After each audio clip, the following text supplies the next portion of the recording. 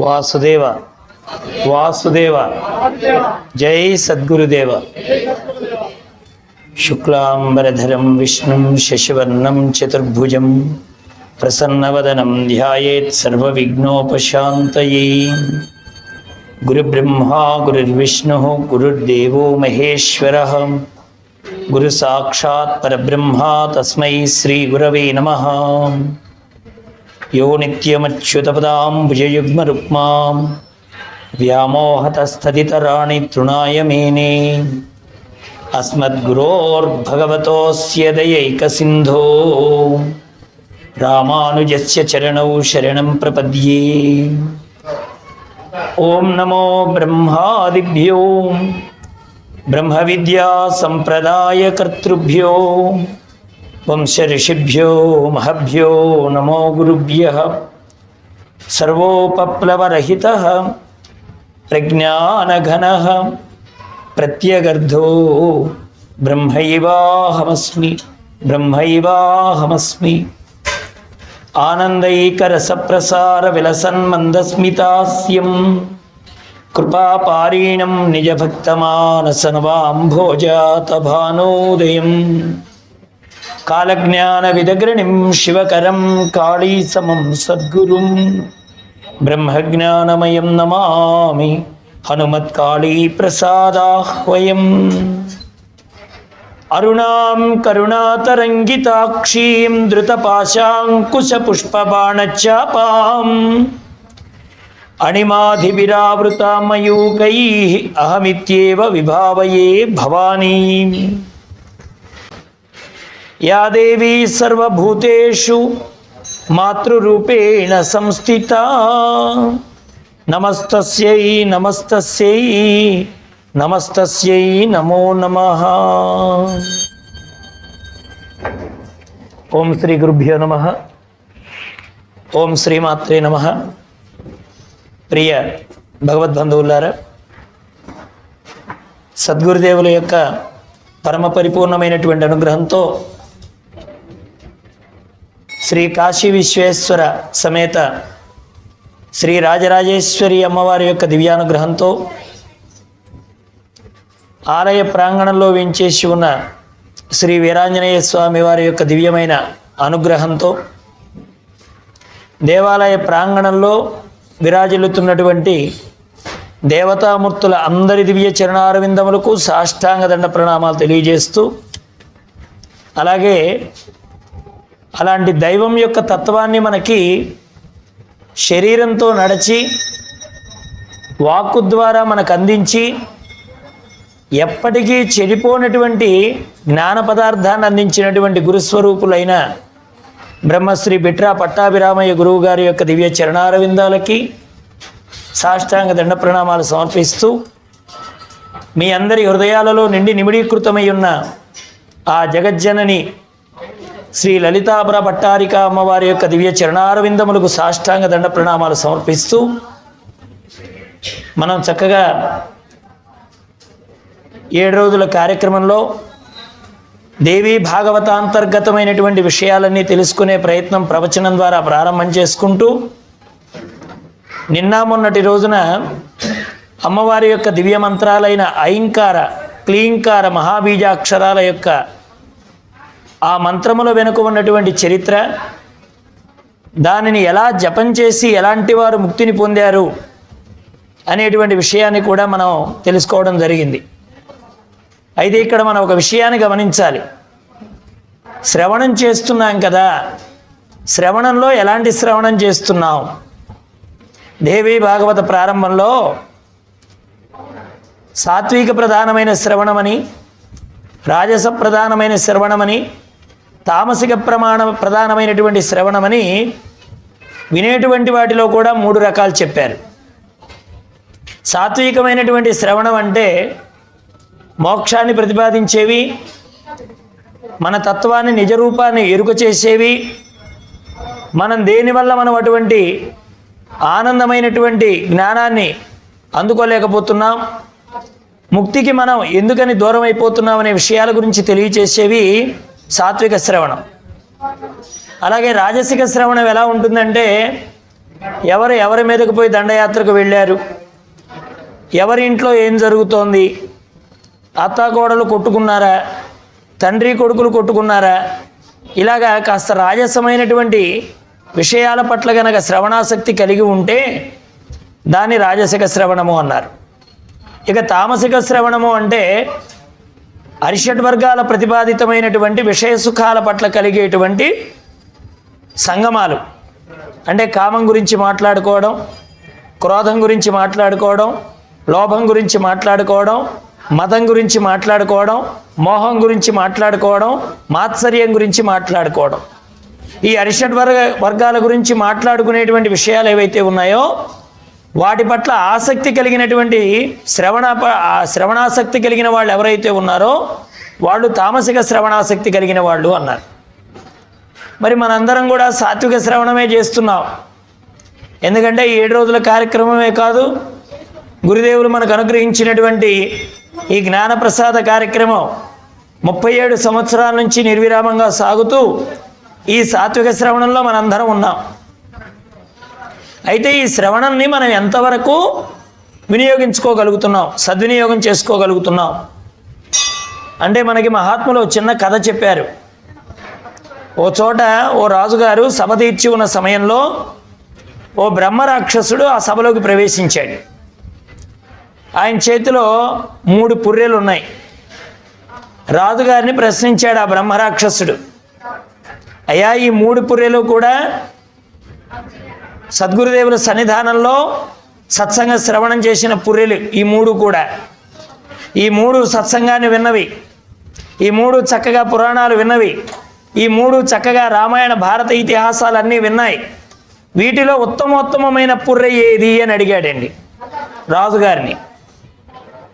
ఇప్పుడు ఈ పుర్రెలు కనుక దేహంతో ఉంటే రామాయణానికి సంబంధించో, భారతానికి సంబంధించో, భాగవతానికి సంబంధించో, భగవద్గీతకు సంబంధించో, ఉపనిషత్తులకు సంబంధించో ప్రశ్న వేసి సమాధానం రాబట్టి ఇది ఉత్తమ పుర్రె అని చెప్పడానికి వీలుంది. కానీ అవి పుర్రెలు అంటే అవి ఎముకల పుర్రెలు అన్నమాట. మరి వీటిలో ఉత్తమమైనటువంటి జ్ఞానం కలిగింది ఏది, ఎవరు నిర్ధారణ చేస్తారు చెప్పండి? అలా ఎవరు సమాధానం చెప్పలేకపోతే అప్పుడు ఆ బ్రహ్మరాక్షసుడు అన్నాడు, మీరెవరూ సమాధానం చెప్పడం లేదు కాబట్టి మీ అందరినీ నేను తినేస్తానన్నాడు ఆయన. దానికి అక్కడ తెలివైన మంత్రి గారిని ఆశ్రయించాడు రాజుగారు. మంత్రి గారు మీరైనా సమాధానం చెప్పండి అని. వెంటనే మంత్రి గారు దేవస్ ఎంతసేపు అండి, ఆ 3 పుర్రెలను అక్కడ పెట్టమనండి అన్నాడు. ఆ 3 పుర్రెలు వరుసన పెట్టాడు ఆ బ్రహ్మరాక్షసుడు. ఒక గడ్డిపోచను తెప్పించాడు ఆయన. ఆ గడ్డిపోచని ఈ చెవిలో పెట్టాడు మొదటి పుర్రెకి. అది ఈ చెవిలో నుంచి బయటకు వచ్చింది. దాంతో వెంటనే ఆ మంత్రి గారు అన్నారు, ఏమండి ఇది అధమ పుర్రె, ఎందుకంటే చెప్పింది విన్నట్టే ఈ చెవిలో నుంచి బయటికి పంపిస్తుంది, అది తనకు ఎక్కించుకోవడం చేత కాదు కాబట్టి ఇది అధమ పుర్రె అన్నాడు. రెండవ పుర్రె దగ్గరికి పోయి ఆ గడ్డిపోచను పెట్టాడు. అది నోట్లో నుంచి బయటకు వచ్చింది. వెంటనే ఆ మంత్రి గారు చెప్పారు, ఏమండి ఇది మధ్యమ పుర్రె, అంటే ఎవరైనా చెప్పింది సత్సంగాన్ని వింటుంది, మళ్ళీ తన నోటితో యథావిధిగా చెప్తుందే కానీ ఇది హృదయానికి ఎక్కించుకునే పుర్రె కాదు ఇది, అందువల్ల ఇది మధ్యమ పుర్రె అని తేల్చారు. ఇక 3వ దానిలోకి వెళ్ళి గడ్డిపోచ పెట్టాడు. అది హృదయంలోకి వెళ్ళిపోయింది ఆ గడ్డిపోచ. అప్పుడు అన్నాడు, ఏమండి ఈ 3వ పుర్రె ఉత్తమోత్తమైన పుర్రె, ఎందుకంటే ఈ పుర్రె సత్సంగ విషయాలు వింటుంది, సత్సాంగత్యాన్ని కలిగి ఉంది, ఇది డైరెక్ట్గా హృదయాంతరాలలోకి తన మనస్సులోకి చేర్చుకుంటుంది కనుక ఇది ఉత్తమోత్తమైన పుర్రె అని చెప్పారట మంత్రి గారు.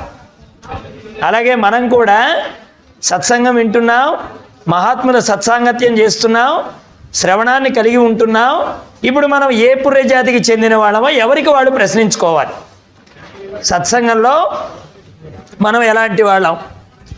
ఈ చెవిలో విని ఈ చెవిలో వదిలేసేవాళ్ళమా, లేక ఈ చెవిలోది నలుగురికి చెప్పడమే కానీ మనం పాటించని వాళ్ళమా, లేక దాన్ని హృదయస్థం చేసుకొని మన జీవితాన్ని బాగు చేసుకునే వాళ్ళమా? ఇది సత్సంగంలో ఉండేటువంటి గొప్పదనం.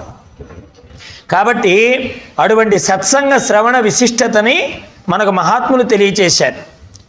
మనకి ఎక్కడ కోరుకుంటే అక్కడ లభ్యమయ్యేది కాదు సత్సంగం.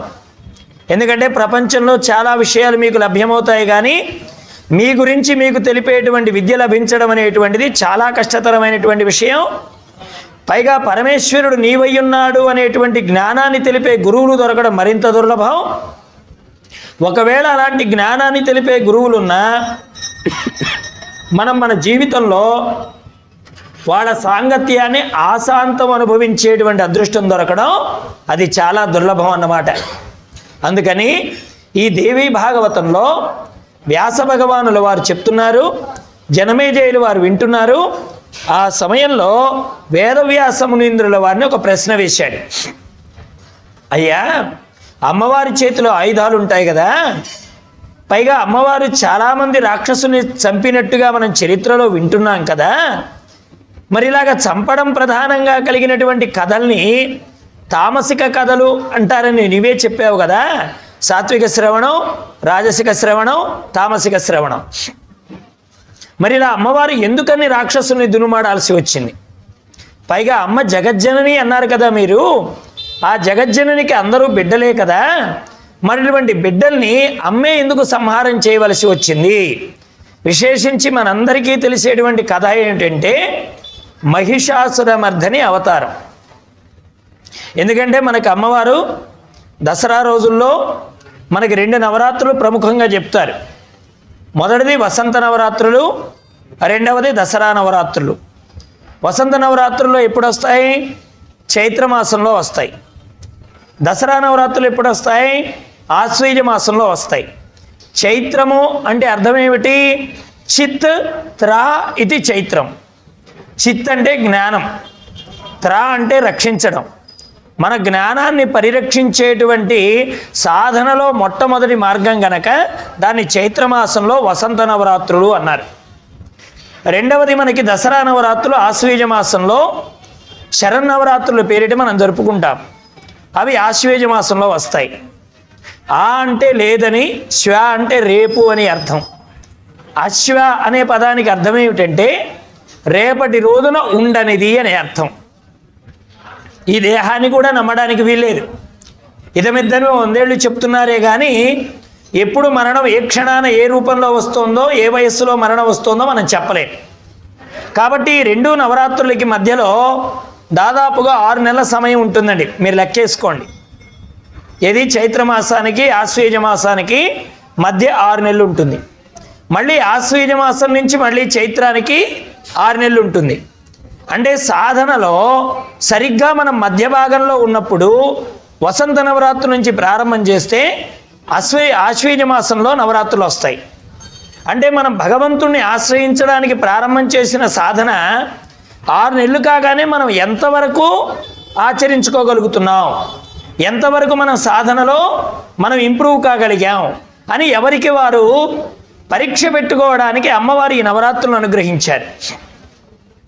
నవరాత్రులే ఎందుకు ఇచ్చారండి అంటే ఆ నవరాత్రుల్లో అమ్మ జరిపేటువంటి అవతారాల యొక్క రహస్యం ఏమిటంటే ఓ తల్లి గర్భంలో కూడా పిల్లవాడు మోసేది 9 మాసాలే.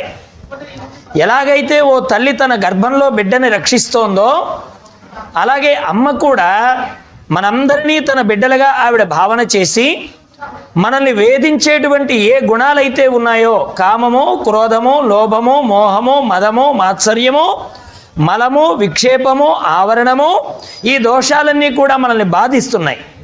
ఈ బాధించేటువంటి ఆ గుణాలని సంహారం చేయడమే మహిషాసుర సంహారం.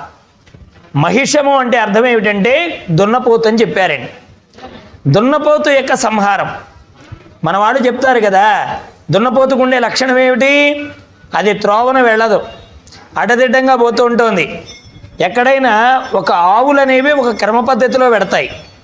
కానీ దున్నపోతుల ప్రయాణం ఎలా ఉంటుందంటే అది ఏ రంధ్రంలో నుంచి ఏ వైపుకి వచ్చి వాహనాన్ని కట్టుబడుతుందో తెలియదు కనుక దున్నపోతుల సమూహంలో వెళ్ళేటప్పుడు మనం జాగ్రత్తగా ఉండాలి, చాలా జాగ్రత్తగా ఉండాలి. కాబట్టి అటువంటి ఆ దున్నపోతుకు లక్షణం ఏమిటంటే అజ్ఞానం. అజ్ఞానం అంటే అర్థం ఏమిటంటే తనకు తెలియకపోవడం, మహాత్ములు చెప్తే వినకపోవడం. 2 అజ్ఞాన లక్షణమే. మొదటిది తనకు తెలియదు, రెండవది మహాత్ములు చెప్తే వినరు. ఇది అజ్ఞానం యొక్క లక్షణం. ఆ మహిషమే ఒక అసుర రూపాన్ని ధరించి అమ్మ చేతిలో వధన పొందింది. అదే మహిషాసుర వధ. అలాగే ఈ మహిషాసురుడికి కూడా 6 ముఖ్యమైనటువంటి బంటులు ఉంటారు. అంటే అతడి కింద మంత్రిత్వాన్ని నెరపేవారు 6 ఉంటారు. ఈ 6 మనకుండేటువంటి అరిషడ్ వర్గాలు. కామానికి ఒకడు, క్రోధానికి ఒకడు, లోభానికి ఒకడు, మదానికి ఒకడు, మోహానికి ఒకడు, మాత్సర్యానికి ఒకడు ప్రతీక. అలాగే మల ఆవరణ దోషానికి ఎవరు మనం నిన్నటి రోజున చెప్పుకున్నాం కదా, మలదోషానికి ఎవరు రాక్షసులు? మధుకైటబులు అనేటువంటి వాళ్ళు రాక్షసులు. అలాగే విక్షేపణ దోషం, విక్షేపం అంటే ఏమనుకున్నాం? చాంచల్యం. విక్షేపం అంటే చాంచల్యం. ఇక్కడ కూర్చుంటాం, ఇక్కడ ప్రజెంట్గా ఉంటాం అంతే, కానీ మన మనస్సు ఎక్కడికి పోతుంది? బయటికి వెళ్ళిన తర్వాత ఏం తినాలి, బయటికి పోయిన తర్వాత ఏం చేయాలి, బయటికి వెళ్ళిన తర్వాత ఎవరితో మాట్లాడాలి, ఇక్కడే మనం ప్లాన్ వేసుకుంటూ ఉంటాం అన్నమాట. ఇది ఎవరికీ తెలియదు. అందరికీ ఏమనుకుంటారంటే పాపం వాళ్ళు సత్సంగానికి వెళ్ళారండి, ఎక్కడ సత్సంగంలో కూర్చున్నారండి అంటారు. కానీ మనస్సులో కలిగేటువంటి చాంచల్య దోషం అది ఎవరికి తెలుస్తుంది? అది ఎవరికి వారికే తెలుస్తుంది. కాబట్టి చాంచల్య దోషం ఎలా ఉందంటే అది మహిషాసురుడు, రక్తబీజుడు అని 2 రూపంగా చెప్పారండి చాంచల్యం. ఈ చాంచల్యం పోతే కానీ మనకు ముక్తి దొరకదు. అసలు మురికుంటేనేమో దేవుడి దగ్గరికే రాడండి వాడు. మలదోషం ఉందనుకోండి, దైవం అని కానీ, దేవుడని కానీ, దేవతని కానీ, నేను బాగుపడే మార్గం అని కానీ, గురువని కానీ ఏ ప్రయత్నం చేయడు. అసలు మలదోషం ఉన్నవాడికి ఈ ధ్యాసే పట్టదు. చాంచల్య దోషం కలిగిన వాడు ఏం చేస్తాడంటే వస్తాడు, కూర్చుంటాడు, కానీ మనస్సు అనేది ఇక్కడ ఉండదు. చాంచల్య దోషం అది వెళ్ళిపోతుంది. ఇక ఆవరణ దోషం ఇది మరీ ప్రమాదం. ఈ ఆవరణ దోషానికి ఎవరండి రాక్షసులు? శింభుడు, నిశింభుడు అనేటువంటి వాళ్ళు ఆవరణ దోషానికి రాక్షసులుగా చెప్పారు. ఇప్పుడు చెప్పండి, అమ్మ ఎవరిని సంహారం చేశారు? మనలో ఉండేటువంటి దుర్గుణాన్ని సంహారం చేశారు.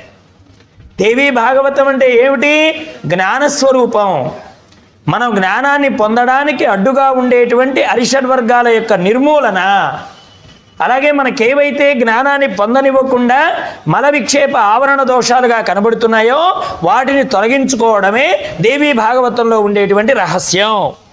మరి ఇటువంటి రహస్యాన్ని వ్యాసుడు ఏం చేశాడు? కథల రూపంలో చెప్పారండి. ఎందుకంటే వేదాంతం ఉన్నది ఉన్నట్టుగా చెప్తే అది తలకెక్కడం చాలా కష్టం. ఎందుకంటే వేదాంతం అనేటువంటిది మొదలు పెట్టేతే అసలు ఉన్నదే వేదాంతం, కాదనడానికి వీల్లేదు. కానీ వేదాంతమే ప్రారంభం చేశారనుకోండి, అక్కడ కూర్చోవడానికి ఎవరు ఉండరు అన్నమాట. అందుకని దాన్ని కథల రూపంలో చెప్పారు. నాయన, కామం ఈ రూపంలో ఉంటుంది, క్రోధం ఈ రూపంలో ఉంటుంది, ఇలాంటి గుణాలు కలిగి ఉంటే నువ్వు ఈ అరిషడ్ వర్గాన్ని కలిగి ఉన్నట్టు అని మనకు చెప్తారన్నమాట. వీళ్ళందరికీ నాయకుడు ఎవరు? మహిషుడు. మహిషం అంటే అర్థం ఏమిటి? అజ్ఞానం. అజ్ఞానం అనేటువంటి స్వరూపానికి ఎవరు రూపంగా ఉన్నారు? ఈ అరిషడ్ వర్గాలు రూపంగా ఉన్నాయి. అందుకని మనకు వేదాంతంలో ఏం చెప్పారు? కామక్రోధచ్చలోబచ్చ దేహే తిష్టంతి తస్కరాహ జ్ఞానరత్నాపహారాయ తస్మాత్ జాగ్రత్త జాగ్రత్త. ఏం చెప్పారు వేదాంతంలో? అయ్యా, బంగారు గొలుసులు దొంగలు దోచుకెడతారేమోనని జాగ్రత్త పడుతున్నావు, ఇంట్లో ఉండే విలువైన వస్తువులు తీసుకెడతారేమోనని జాగ్రత్త పడుతున్నావు, కానీ బయట నుంచి వచ్చే దొంగల పట్ల జాగ్రత్త వహిస్తున్నావే కానీ నీ లోపలే ఉండి అమూల్యమైన జ్ఞానం అనే రత్నాన్ని అపహరించడానికి నీ లోపలే 6 దొంగలు తయారవుతున్నారు, వారి గురించి ఏమైనా విచారణ చేశావా అని అడిగారు పెద్దలు. కాబట్టి అటువంటి దొంగల యొక్క ఆచూకీ తెలిపేదే దేవీ భాగవతం. వాళ్ళు ఎలా ఉంటారు, ఏ రూపంలో ఉంటారు, ఎలా మాట్లాడతారు, దైవమైన అమ్మతో కూడా వాళ్ళు ఎదిరించి తమ కామ ప్రవృత్తిని ఎలా చూపించారనే విషయాలే మనకు దేవీ భాగవతంలో చెప్పబడ్డాయి. అలాంటి దేవీ మహత్తును వినాలనుకున్నాడు జనమేజయ మహారాజు వారు. వ్యాస భగవాను అడిగారు, స్వామి, అనేక మంది రాక్షసుల సంహారం చేశారు కదా అమ్మ జగజ్జనని, మరి మహిషాసురుడు అనేటువంటి వాడు ఒక రాక్షసుడున్నాడు, ఆ రాక్షసుడిని అమ్మవారు దునుమాడారని చెప్తారు కదా, ఆ మహిషాసురుడి వృత్తాంతం ఏమిటో తెలపమని అడిగారండి. ఎవరు? జనమేజయ మహారాజు గారు వ్యాస భగవాను అడిగారు. దానికి చెప్పారు, రాజా, నువ్వు శ్రద్ధగా అడుగుతున్నావు గనక చెప్తున్నాను అన్నాడు ఆయన. ఎందుకంటే శ్రద్ధ లేని చోట జ్ఞానము నిలవదు గనక. ఏమండి, పిల్లాడు ఉపాధ్యాయుడు పాఠం చెప్తుంటే పిల్లాడు తల ఊపుతూ ఉంటాడండి. తల ఊపడం అనేది జ్ఞానానికి సంకేతం కాదు.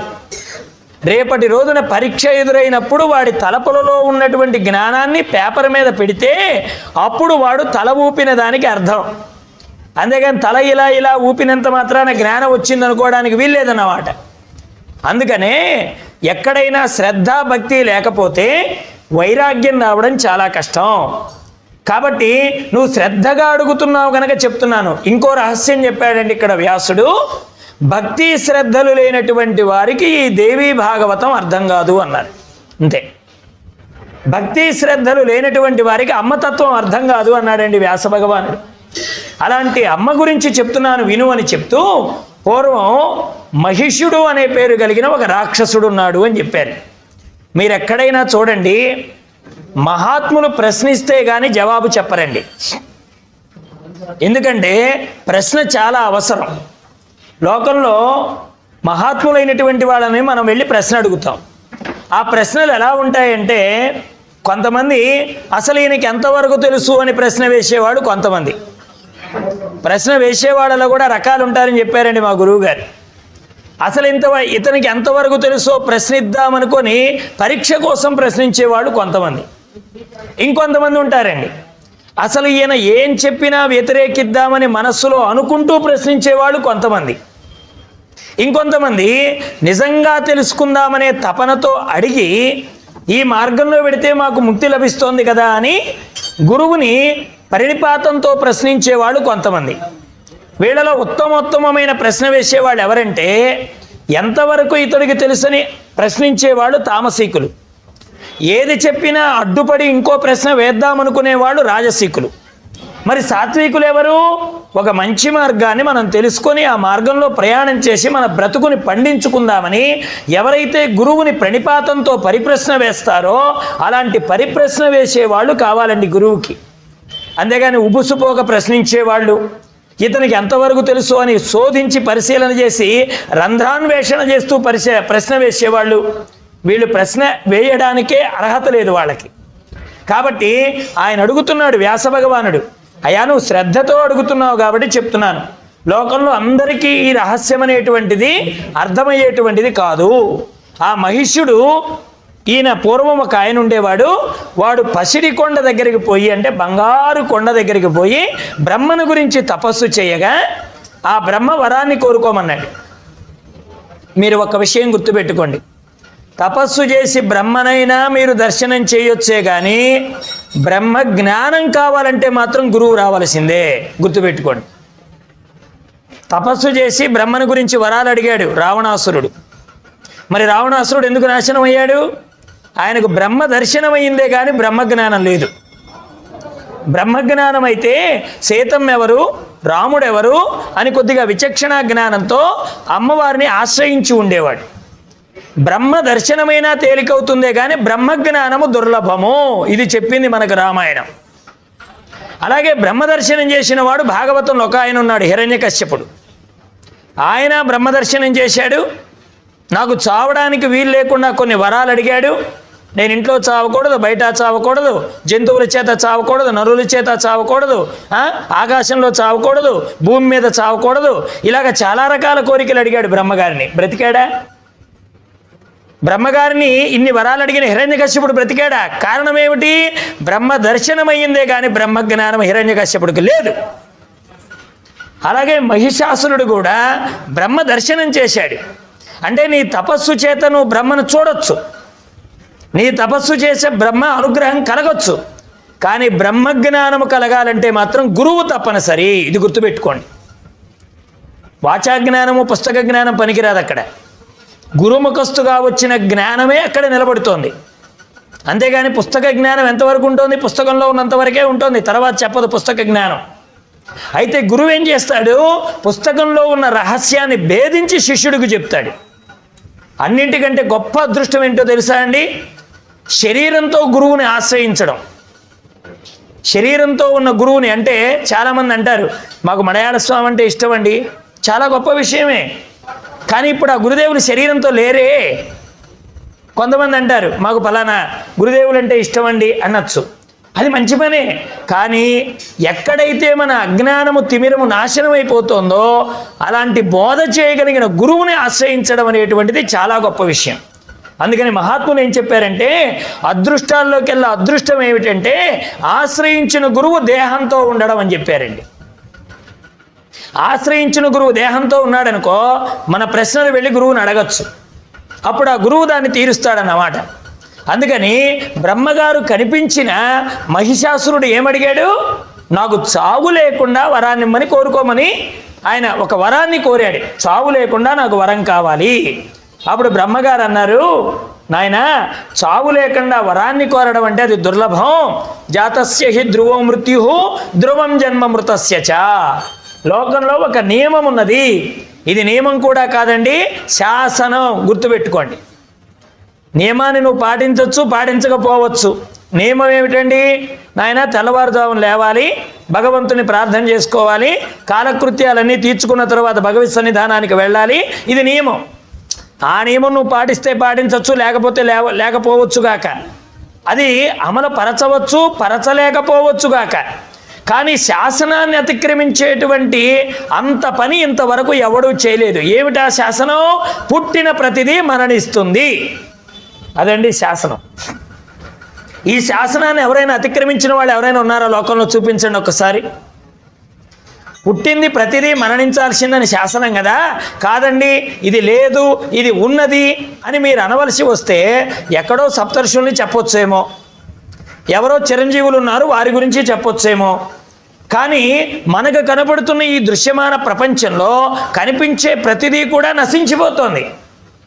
ఆఖరుకు దేహానికే మార్పులు వచ్చేస్తున్నాయి. మనలో వచ్చిన మార్పులనే మనం గుర్తించలేకపోతున్నాం. ఏమండి, తెల్ల వెంట్రుకలు వస్తున్నా కానీ ముసల్తనం వచ్చిందని గుర్తించం, కానీ నల్ల రంగు వేయడానికి ప్యాకెట్ల కోసం పెడతాం రోడ్డు మీదకి. అంటే అర్థం ఏమిటి? అక్కడ మనలో కలిగేటువంటి మార్పుని మనమే గుర్తించడంలే. ఎవరైనా తాత అన్నారంటే అప్పుడే నాకు అంత వయసు వచ్చిందా అనుకుంటాడు ఈ మహానుభావుడు, పుట్టి 70 ఏళ్ళు అవుతున్నా కానీ. అరే నాకు వయసు వచ్చింది, ఇక శ్మశానానికి వెళ్ళే దగ్గర రోజులు వచ్చాయని అనుకోడండి మనిషి. అందుకని జాతస్య హి ధ్రువ మృత్యు, ఇది ఒక నియమం, ఒక శాసనం. ఈ శాసనాన్ని వదిలిపెట్టి మృత్యువుకు ఒక అవకాశం ఇచ్చి ఇంకేదైనా వరం కోరుకోమన్నాడు బ్రహ్మగారు. దాంతో మహిషాసురుడు ఏం కోరుకున్నాడు? లోకంలో స్త్రీ అంటే అబల, అంటే ఏమాత్రము బలము లేనటువంటిది, జయించడానికి తేలికైనటువంటిది. కాబట్టి అటువంటి స్త్రీమూర్తిని ఒక సాధ్య వస్తువుగా వదిలిపెట్టి, అంటే మరణానికి అనుకూలంగా వదిలిపెట్టి ఆ స్త్రీమూర్తి చేతిలోనే నేను వదన పొందాలి, అటువంటి వరాన్ని అనుగ్రహించమన్నాడు. అప్పుడు వెంటనే ఆయన అన్నాడు, సరే నాయన, నీకు స్త్రీ చేతుల్లోనే చావు జరుగునుగాక, మరణం సంభవించుగాక అన్నాడు. దానికి మహిషాసురుడు నవ్వుకున్నాడు, పిచ్చి బ్రహ్మగారు, 4 తలలున్నాయి కానీ దానిలో గుజ్జు లేదయ్యా నీకు. ఎక్కడైనా ఒక ఆడది ఇంతటి మగవాణ్ణి, ఇంత బలిష్ఠుణ్ణి, ఇంత వరంతో విర్రవీగేటువంటి వాడిని, ఇంద్రాదుల్ని గడగడలాడించేంతటి శక్తి కలిగిన తపోబల సంపన్నుణ్ణి ఒక ఆడది చంపగలుగుతుందా? అది అసాధ్యం సుమా అని అనుకుంటూ వెళ్ళిపోయాడు. దాంతో వెంటనే ఈయన ఒక ప్రశ్న వేశాడు. ఎవరండి? జనమేజయ మహారాజు. ఎవరిని? వ్యాస భగవానుణ్ణి.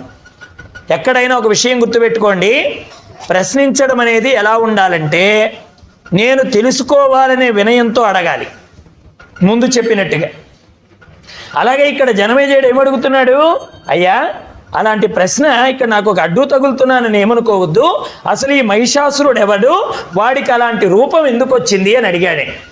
దానికి వ్యాసుడు చెప్పాడు, ధనువు అనే రాజుకి రంభుడు కరంభుడు అని 2 కొడుకులు. చూడండి, మీకు ఎక్కడ ఒక పదం వినపడినా, ఎక్కడ ఒక రాక్షసుడి పేరు వినపడ్డా ఆ రాక్షసుడికి వాడి లక్షణానికి సంబంధం ఉంటుంది. గుర్తుపెట్టుకోండి. హిరణ్యకశ్యపుడు విన్నాం కదా మనం పేరు. కశ్యపము అంటే అర్థం ఏమిటి? హిరణ్యకశ్యపుడు, హిరణ్యాక్షుడు. కశ్యపము అంటే దిండు అనే అర్థం. దిండు ఏం చేస్తామండి? మనం పనుకున్నప్పుడల్లా తలవైపున పెట్టుకుంటాం. వాడెవరట? హిరణ్యకశ్యపుడట. అంటే అర్థం ఏమిటి?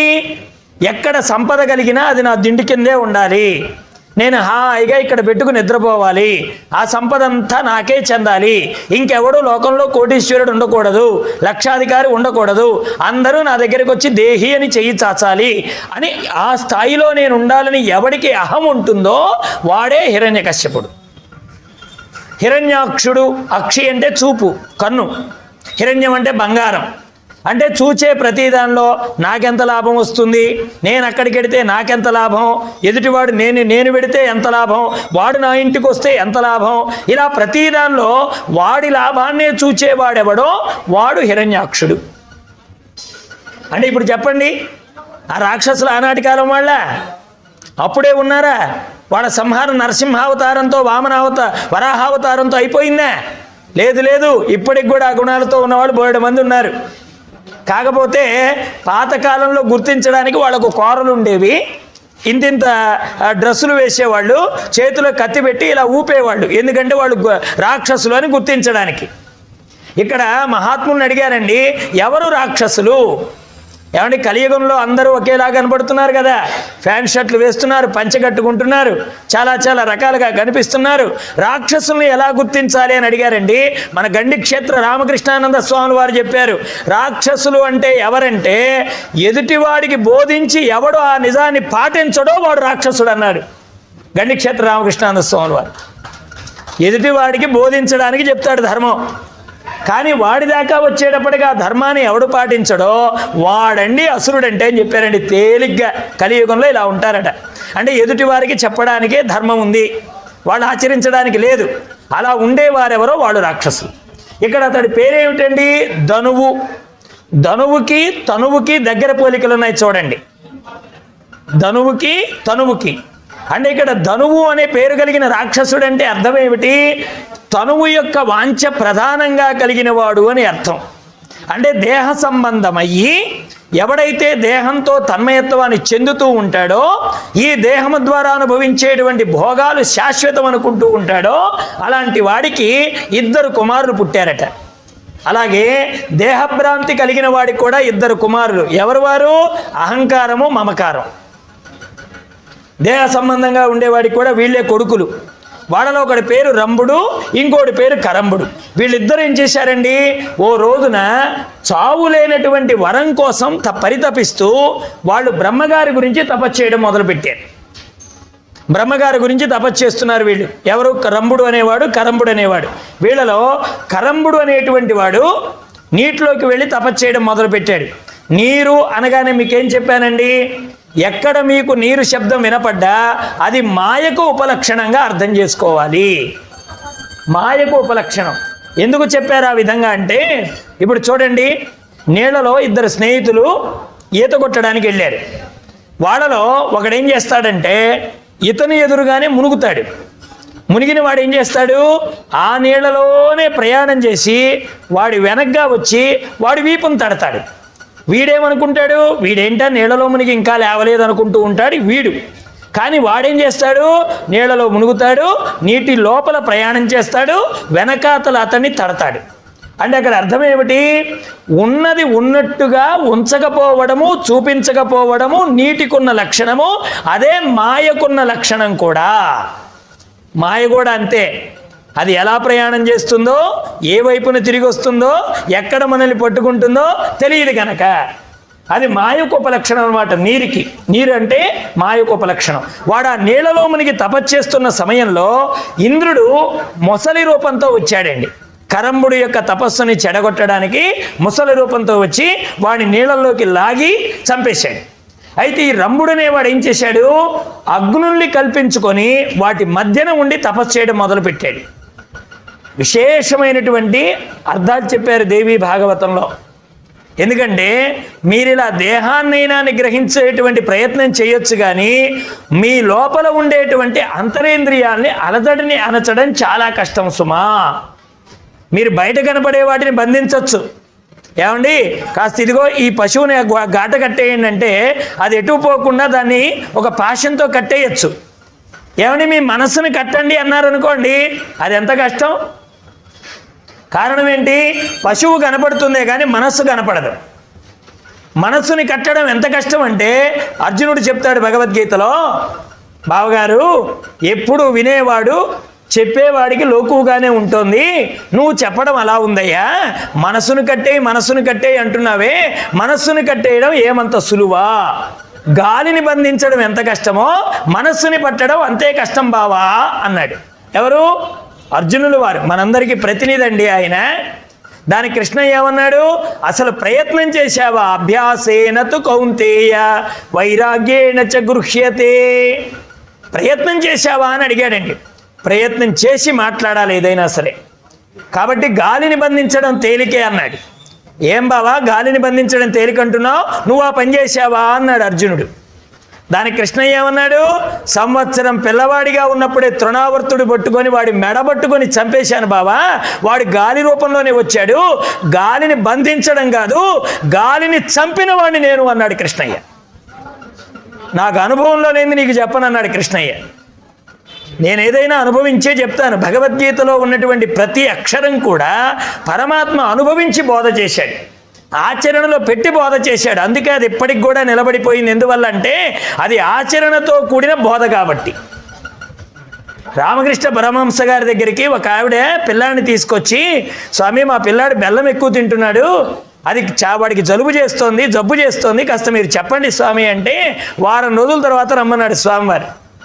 ఓ వారం తర్వాత తీసుకొస్తే అప్పుడు ఆవిడ చెప్పాడనమాట ఆ పిల్లాడితో, నాయన బెల్లం తినడం మంచిది కాదురా, అది జబ్బు చేస్తోంది నాయన, అది తప్పు అని చెప్తే అప్పుడు ఆవిడ అడిగింది, స్వామి ఈ 4 ముక్కలు చెప్పడానికి వారం రోజుల తర్వాత రమ్మన్నారే ఏమి స్వామి అని అడిగితే అప్పుడు రామకృష్ణ పరమహంస గారు ఏమన్నారు? అమ్మా నేను కూడా బెల్లం తింటున్నానమ్మా, నేను తింటూ వాడిని వద్దని చెప్పడం అదేమంత పద్ధతమ్మా. ఇప్పుడు నేనేదో చెప్పేశాను అనుకో, అది మీకు తెలియకపోవచ్చు, వాడికి తెలియదా? వేమన గారు చెప్పారు, అంతరంగమందు అపరాధములు చేసి మంచివాడి వలె మనుజుడుండు, ఇతరులు ఎరుగకున్న ఈశ్వరుడు ఎరుగడా విశ్వదాభిరామ వినురవేమా. ఎప్పుడో చెప్పారు. అంతరంగంలో అపరాధాలు చేసి ఏం తెలియని వాళ్ళలాగా ఉంటాడటండి మనిషి, నంగనచ్చిలాగా. వీడిక్కడ జనాన్ని మోసం చేయొచ్చు, రేపు ఈశ్వరుడు అడుగుతాడు, ఒరే నాయనా నువ్వు ఎంతమందిని మోసం చేశావు, ఎంతమందికి అబద్ధం చెప్పావు, ఎంతమందికి అసత్యం చెప్పావు. రేపు పరమేశ్వరుడు కైలాసంలో నిలబెట్టి అడుగుతాడండి. అప్పుడు నువ్వు కాదని చెప్పడానికి కూడా అవకాశం ఉండదు. ఒకవేళ కాదు అన్నావు అనుకో, సీసీ కెమెరాలో దొంగతనం బయటపడ్డట్టుగా బయటపడుతుంది మన బ్రతుకు ప్రపంచం అనేటువంటి స్క్రీన్ మీద. అక్కడ తప్పించుకోవడానికి ఏం ఉండదు. రేపొద్దున వాడికి సమాధానం చెప్పాలి ముక్కంటికి. ఏమి సమాధానం చెప్తావు? ఒకవేళ కాదు అన్నావు అనుకో, వాడు చూపిస్తాడు, చూడరా నాయనా నువ్వు చేసిన దోషాలు, మానసికంగా ఇన్ని చేశావు, వాచకంగా ఇన్ని చేశావు, కాయకంగా ఇన్ని చేశావు, త్రికరణాలతో ఇన్ని చేశావు, ఇప్పుడు చెప్పు నాయనా నువ్వు తప్పు చేశావా లేదా అని అడుగుతాడు పరమాత్మ. ఏం చెప్తావు? కాబట్టి అక్కడ మనం సమాధానం చెప్పాలంటే ఇక్కడే మనల్ని మనం బాగుపరుచుకునే ప్రయత్నం చేయాలి. అందుకని నువ్వు అగ్నుల మధ్య ఉండి తపస్సు, నువ్వు నీళ్ళల్లో ఉండి తపస్సు, ఎన్ని చేసినా కానీ అంతరంగంలో కలిగేటువంటి ఆ కోరికల్ని అణుచుకోవడం అనేటువంటిది వీటన్నింటికంటే కూడా కష్టం. అందుకనే మనస్సుని జాగ్రత్తగా ఉంచుకోవడం అది మహాత్ములకు కూడా దుష్కరమైన పని. దుష్కరం అన్నాడే కానీ సాధ్యం కాదనలేదు కృష్ణయ్య. ఇది నువ్వు చెయ్యాలన్నాడే కానీ, ఇది కష్టం అన్నాడే కానీ సాధ్యం కాదనలేదు. అభ్యాసం చేస్తే సాధ్యమవుతుంది అన్నాడు. ఎప్పుడైతే ఈ రంభుడు అనేటువంటి వాడు చక్కగా వాడు ఈ అగ్నుల మధ్య ఉండి తపస్చేస్తున్నాడో, వాళ్ళ సోదరుడు ఎప్పుడైతే మొసలి రూపంలో ఉన్నటువంటి ఇంద్రుడు చంపేశాడో, ఇక వీడికి బాగా క్రోధం వచ్చేసి ఆ తలని పట్టుకొని అగ్నిదేవుడికి తర్పణం ఇవ్వడానికి కత్తి తీసుకున్నాడండి. దీన్ని ఏమంటారంటే రాజస భక్తి అంటారు. అంటే లోకంలో సాత్విక భక్తి, రాజసిక భక్తి, తామసిక భక్తి. ఈ భక్తిని ఏమంటారంటే రాజసిక భక్తి. తామసిక భక్తుల్లోకి వస్తుంది. అంటే నువ్వు వరం ఇవ్వకపోతే నేను చచ్చిపోతాను, నా తల నరుక్కుంటాను, ఇలాంటి భక్తులు రాజస తామసిక వర్గాలకు చెందినవారు అవుతారు. కాబట్టి వెంటనే అక్కడ బ్రహ్మగారు ప్రత్యక్షమై, నాయనా నువ్వు నరుక్కోవడం ఎందుకురా, నీకేం కావాలో చెప్పు అని అడిగేట్టుగా వాడు ఆ వరాన్ని పొందాడు. అగ్నిదేవుడి యొక్క పరమానుగ్రహంతో వాడు ఒక వరం పొందాడు. ఏం వరం పొందాడు? నాకు ఒక అద్భుతమైన అజేయుడైన పుత్రుడు కావాలి అని కోరుకున్నాడు. ఒక అజేయుడైనటువంటి కొడుకు కావాలి అని కోరుకున్నాడు. ఇప్పుడు ఆయన ఏం చెప్పాడు, అయ్యా నువ్వు వెళ్ళేటప్పుడు దేని మీదైతే నీ దృష్టి పడుతోందో, కామము దృష్టి ఏ జంతువు మీద కానీ, మనిషి మీద కానీ, యక్షుల మీద కానీ, ఎవరి మీదైనా కావచ్చు, నీ కామ దృష్టి పడ్డ చోట అలాంటి లక్షణం కలిగినటువంటి సంతానం నీకు కలుగుతోంది అని చెప్పారు. ఇలా చెప్తే వాడేం చేశాడు, ఈ రంభుడు అలాగే బయలుదేరాడు. ఆనందంతో ఇంటికి వస్తూ ఉంటే ఓ అందమైనటువంటి మహిషిని చూశాడండి, ఒక దున్నపోతు. వీడికి అది నచ్చిందండి. వాడి దారిలో వస్తుంటే ఆ మహిషం నచ్చి వెంటనే వాడు ఏం చేశాడు, నా పాతాళ లోకానికి ఈ మహిషాన్ని తీసుకుపోతాను అంటే ఇక్కడ ఆ పశువుని తీసుకుపోతాను అనుకొని ఆ మహిషాన్ని తీసుకెళ్ళి వాడు దగ్గర పెట్టుకున్నాడు. ఎందుకంటే తన కామ ప్రవృత్తిని దాని యందు తీర్చుకోవడం కోసం. అయితే వీడెవరిని కాపలా పెట్టాడు, అక్కడ దగ్గరలో ఉండేటువంటి పశువుల్ని దానికి కాపలా పెట్టాడు. ఈ బర్రెని తీసుకెళ్ళాడు, పశువుల్ని కాపలా పెట్టాడు. అయితే ఈ పశువుకి ఆ పశువుకి దగ్గర సంబంధం ఉండి వాటి యందు కామము కలగడం అనేది ప్రకృతి సహజమైనటువంటి క్రియ గనక ఒక దున్నపోతు ఆ బర్రెని చూడగానే దానితో సమాగమనానికి బయలుదేరబోతేటువంటి సమయంలో ఈ కరం ఎవరైతే ఈ రంభుడు అనేటువంటి వాడు ఉన్నాడో వాడు ఒక పెద్ద కర్ర తీసుకొని దాన్ని కొట్టడానికి ప్రయత్నం చేశాడు.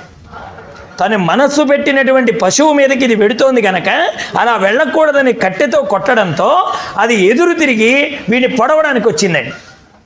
వెంటనే రంభుణ్ణి తన కొమ్ములతో పొడవడం, వాడు ఇంకా వేగంగా ఆ కర్ర తీసుకొని దాన్ని కొట్టడం, ఇద్దరూ ఒకేసారి చచ్చిపోవడం అనేది జరిగిపోయింది. అంటే రంభుడు చచ్చిపోయాడు, అక్కడ కామంతో ఉండి అది ప్రకృతికి ఉండే సహజ గుణం చేత అక్కడ ఇంకో పశువుని రమించడానికి వెళుతున్న పశువు కూడా చచ్చిపోయింది. అయితే విచిత్రం ఏమిటంటే తాను ఏ పశువు మీద మోహించి ఈ లోకంలోకి తెచ్చుకున్నాడో, పాతాళ లోకంలో తన భార్యగా చూచుకుంటున్నాడో, అప్పటికి ఆ పశువు గర్భంతో ఉందండి. అది ఏడుస్తూ నేను ఈ రంభుడు లేనటువంటి లోకంలో నేను జీవించలేను, నా శరీరాన్ని అగ్నికి ఆహుతి చేసుకుంటానని. పూర్వం సతీసాగమనం ఉండేది కదా, ఎక్కడైనా భర్త వెళ్ళిపోతే భర్తతో పాటుగా భార్య కూడా ఆయన వియోగం తట్టుకోలేకపోతే ఒకవేళ ఆ దుఃఖాన్ని ఆవిడ పొందలేక ఆయనతో పాటు దహనం అయ్యేది. ఇది ఇష్టపూర్వకంగా ఉంటేనే చేసేవాళ్లే తప్ప బలవంతాన భార్యని తీసుకెళ్లారు అనే మాట అది తరువాత కాలంలో వచ్చిందండి. ఇది పురాణాల్లో ఎక్కడా లేదు. భర్త చచ్చిపోతే భార్యని కూడా తగలెట్టాలనేటువంటిది పురాణాల్లో పూర్వీకులు ఉన్నప్పుడు జరగలేదు. మీరందరూ గమనించండి, పాండురాజు వెళ్ళిపోయిన కుంతి ఉన్నదా లేదా లోకంలో? పాండురాజు వెళ్ళిపోయాడండి, ఆయన దివంగతుడయ్యాడు. మరి కుంతీమాత 5 బిడ్డలతో పాండవుల దగ్గరికి వచ్చిందా లేదా? మరి భర్త చచ్చిపోతే మరి భార్యని కూడా సతీసగమనం గనక చేయించడమే గనక పూర్వీకుల ఆచారమై ఉంటే మరి ఇక్కడ కుంతి కూడా పాండురాజుతో పాటు వెళ్ళిపోవాలిగా. మరి మాద్రి ఎందుకు వెళ్ళిపోయింది? ఆవిడ ఒక మాట అంటోంది, అక్కయ్య నేను కారణమయ్యాను భర్త చావుకి, పాండురాజు మరణానికి నేను కారణమయ్యాను గనక ఈ దేహంతో నేను ఉండాలనుకోవడం లేదు, నేను సాగమనం చేస్తానని మాద్రి ఇష్టపూర్వకంగా అంటే అప్పుడు ఆవిడ సతీ సాగమనం చేసిందే కానీ బలవంతాన్ని ఎవరు తీసుకువెళ్ళి ఆవిడ్ని ఇలాగా భర్త చనిపోయాడు గనక భార్య కూడా వెళ్ళిపోవాలని ఎవరు చెప్పలే. ఇక్కడ కూడా ఆ మహిషం చూడండి, రంభుడు వెళ్ళిపోయాడు గనక నేను కూడా సాగమనం చేస్తాను. ఈ సమయంలో ఆ చితిలో పడి దగ్ధమైపోయేటువంటి ఆ శవంలో నుంచి అప్పటికే గర్భంతో ఉన్న ఆవిడ గర్భంలో నుంచి 2 పుట్టారండి. వారే మహిషాసురుడు, రక్తబీజుడు. వీళ్ళిద్దరూ బాగా గుర్తుపెట్టుకోండి. ఇంతకు ముందర రంభుడు ఏ పశువు చేత కొమ్ముల చేత చీల్చి చంపబడ్డాడో వాడికి పుత్ర వ్యామోహం తీరక ఈ రక్తబీజుడు అనేటువంటి వాడిగా పుట్టాడు అని దేవి భాగవతం చెప్తోంది. రక్తబీజుడు అంటే అర్థం ఏమిటి, వాడు ఎలా చచ్చిపోతాడు మనకి దేవి భాగవతంలో అంటే వీడు విచిత్రమైనటువంటి లక్షణం కలిగిన వాడు రక్తబీజుడు. ఎక్కడైనా వాడి శిరస్సు కానీ వాడి తలని కానీ లేకపోతే వాడి చేతులు కానీ వాడి కాళ్ళు కానీ ఎక్కడి నుంచైనా ఖండించినట్లయితే ఆ రక్త బిందువులు ఎక్కడైనా పడితే అందులో నుంచి మళ్ళీ తిరిగి అలాంటి బలం కలిగిన వాళ్ళు కొన్ని వేల మంది పుట్టేవాళ్ళు రక్తబీజుడు. అంటే వాడి రక్తం ఎక్కడెక్కడ పడుతోందో ఆ బిందువుల్లో నుంచి పుట్టేవాళ్ళు. వాడి పేరే చూడండి రక్తబీజుడు. బీజం అంటే అర్థం ఏమిటి? విత్తనం. ఆ విత్తనం అనేటువంటిది భూమిలో మొలకెత్తితే ఒక వడ్ల గింజకి అనేకమైన కంకులు ఉండేటువంటి మొక్క మళ్ళీ ఎలా పుడుతుందో అలాగే రక్తబీజుడు కూడా వాసనా స్వరూపం. అంటే మనలో ఎంత వాసన మిగిలి ఉంటే మళ్ళీ ఆ వాసన తీరడానికి అనేక జన్మలు మనం ఎత్తుతూ ఉండవలసిందే. కాబట్టి రక్తబీజుడు అనేవాడు ఈ మహిషాసురుడికి తోడుగా పుట్టాడన్నమాట. సరే, ఈ మహిషాసురుడు తన పాతాళ లోకంలో ఉండి అమితమైన పరాక్రమంతో స్వేచ్ఛగా తిరుగుతుంటే వాడి దగ్గర కొంతమంది చేరారండి. వీళ్ళు మహిషాసురుడు యొక్క సైన్యం. మీకు చెప్పాను కదా ముందుగానే, మహిషము అంటే అజ్ఞానం. అజ్ఞానం అనేటువంటి దానికి ఎవరు సైన్యంగా ఉంటారంటే మొట్టమొదటి వాడు బాష్పలుడు అన్నారండి. బాష్పము లాతి గృహణాతి ఇది బాష్పలహ అని ఉత్పత్తి అర్థం చెప్పారు సంస్కృతంలో. అర్థం ఏమిటంటే బాష్పము అంటే కన్నీరండి. కన్నీరు కలిగించేటువంటి వాడు మహిషాసురుడికి మొట్టమొదటి అనుచరుడు. అజ్ఞానం అనేటువంటి మహిషాసురుడికి మొట్టమొదటి అనుచరుడు ఎవరంటే కామప్రధానము కలిగినటువంటి బాష్పలుడు. ఈ కామం యొక్క లక్షణం ఏంటండి?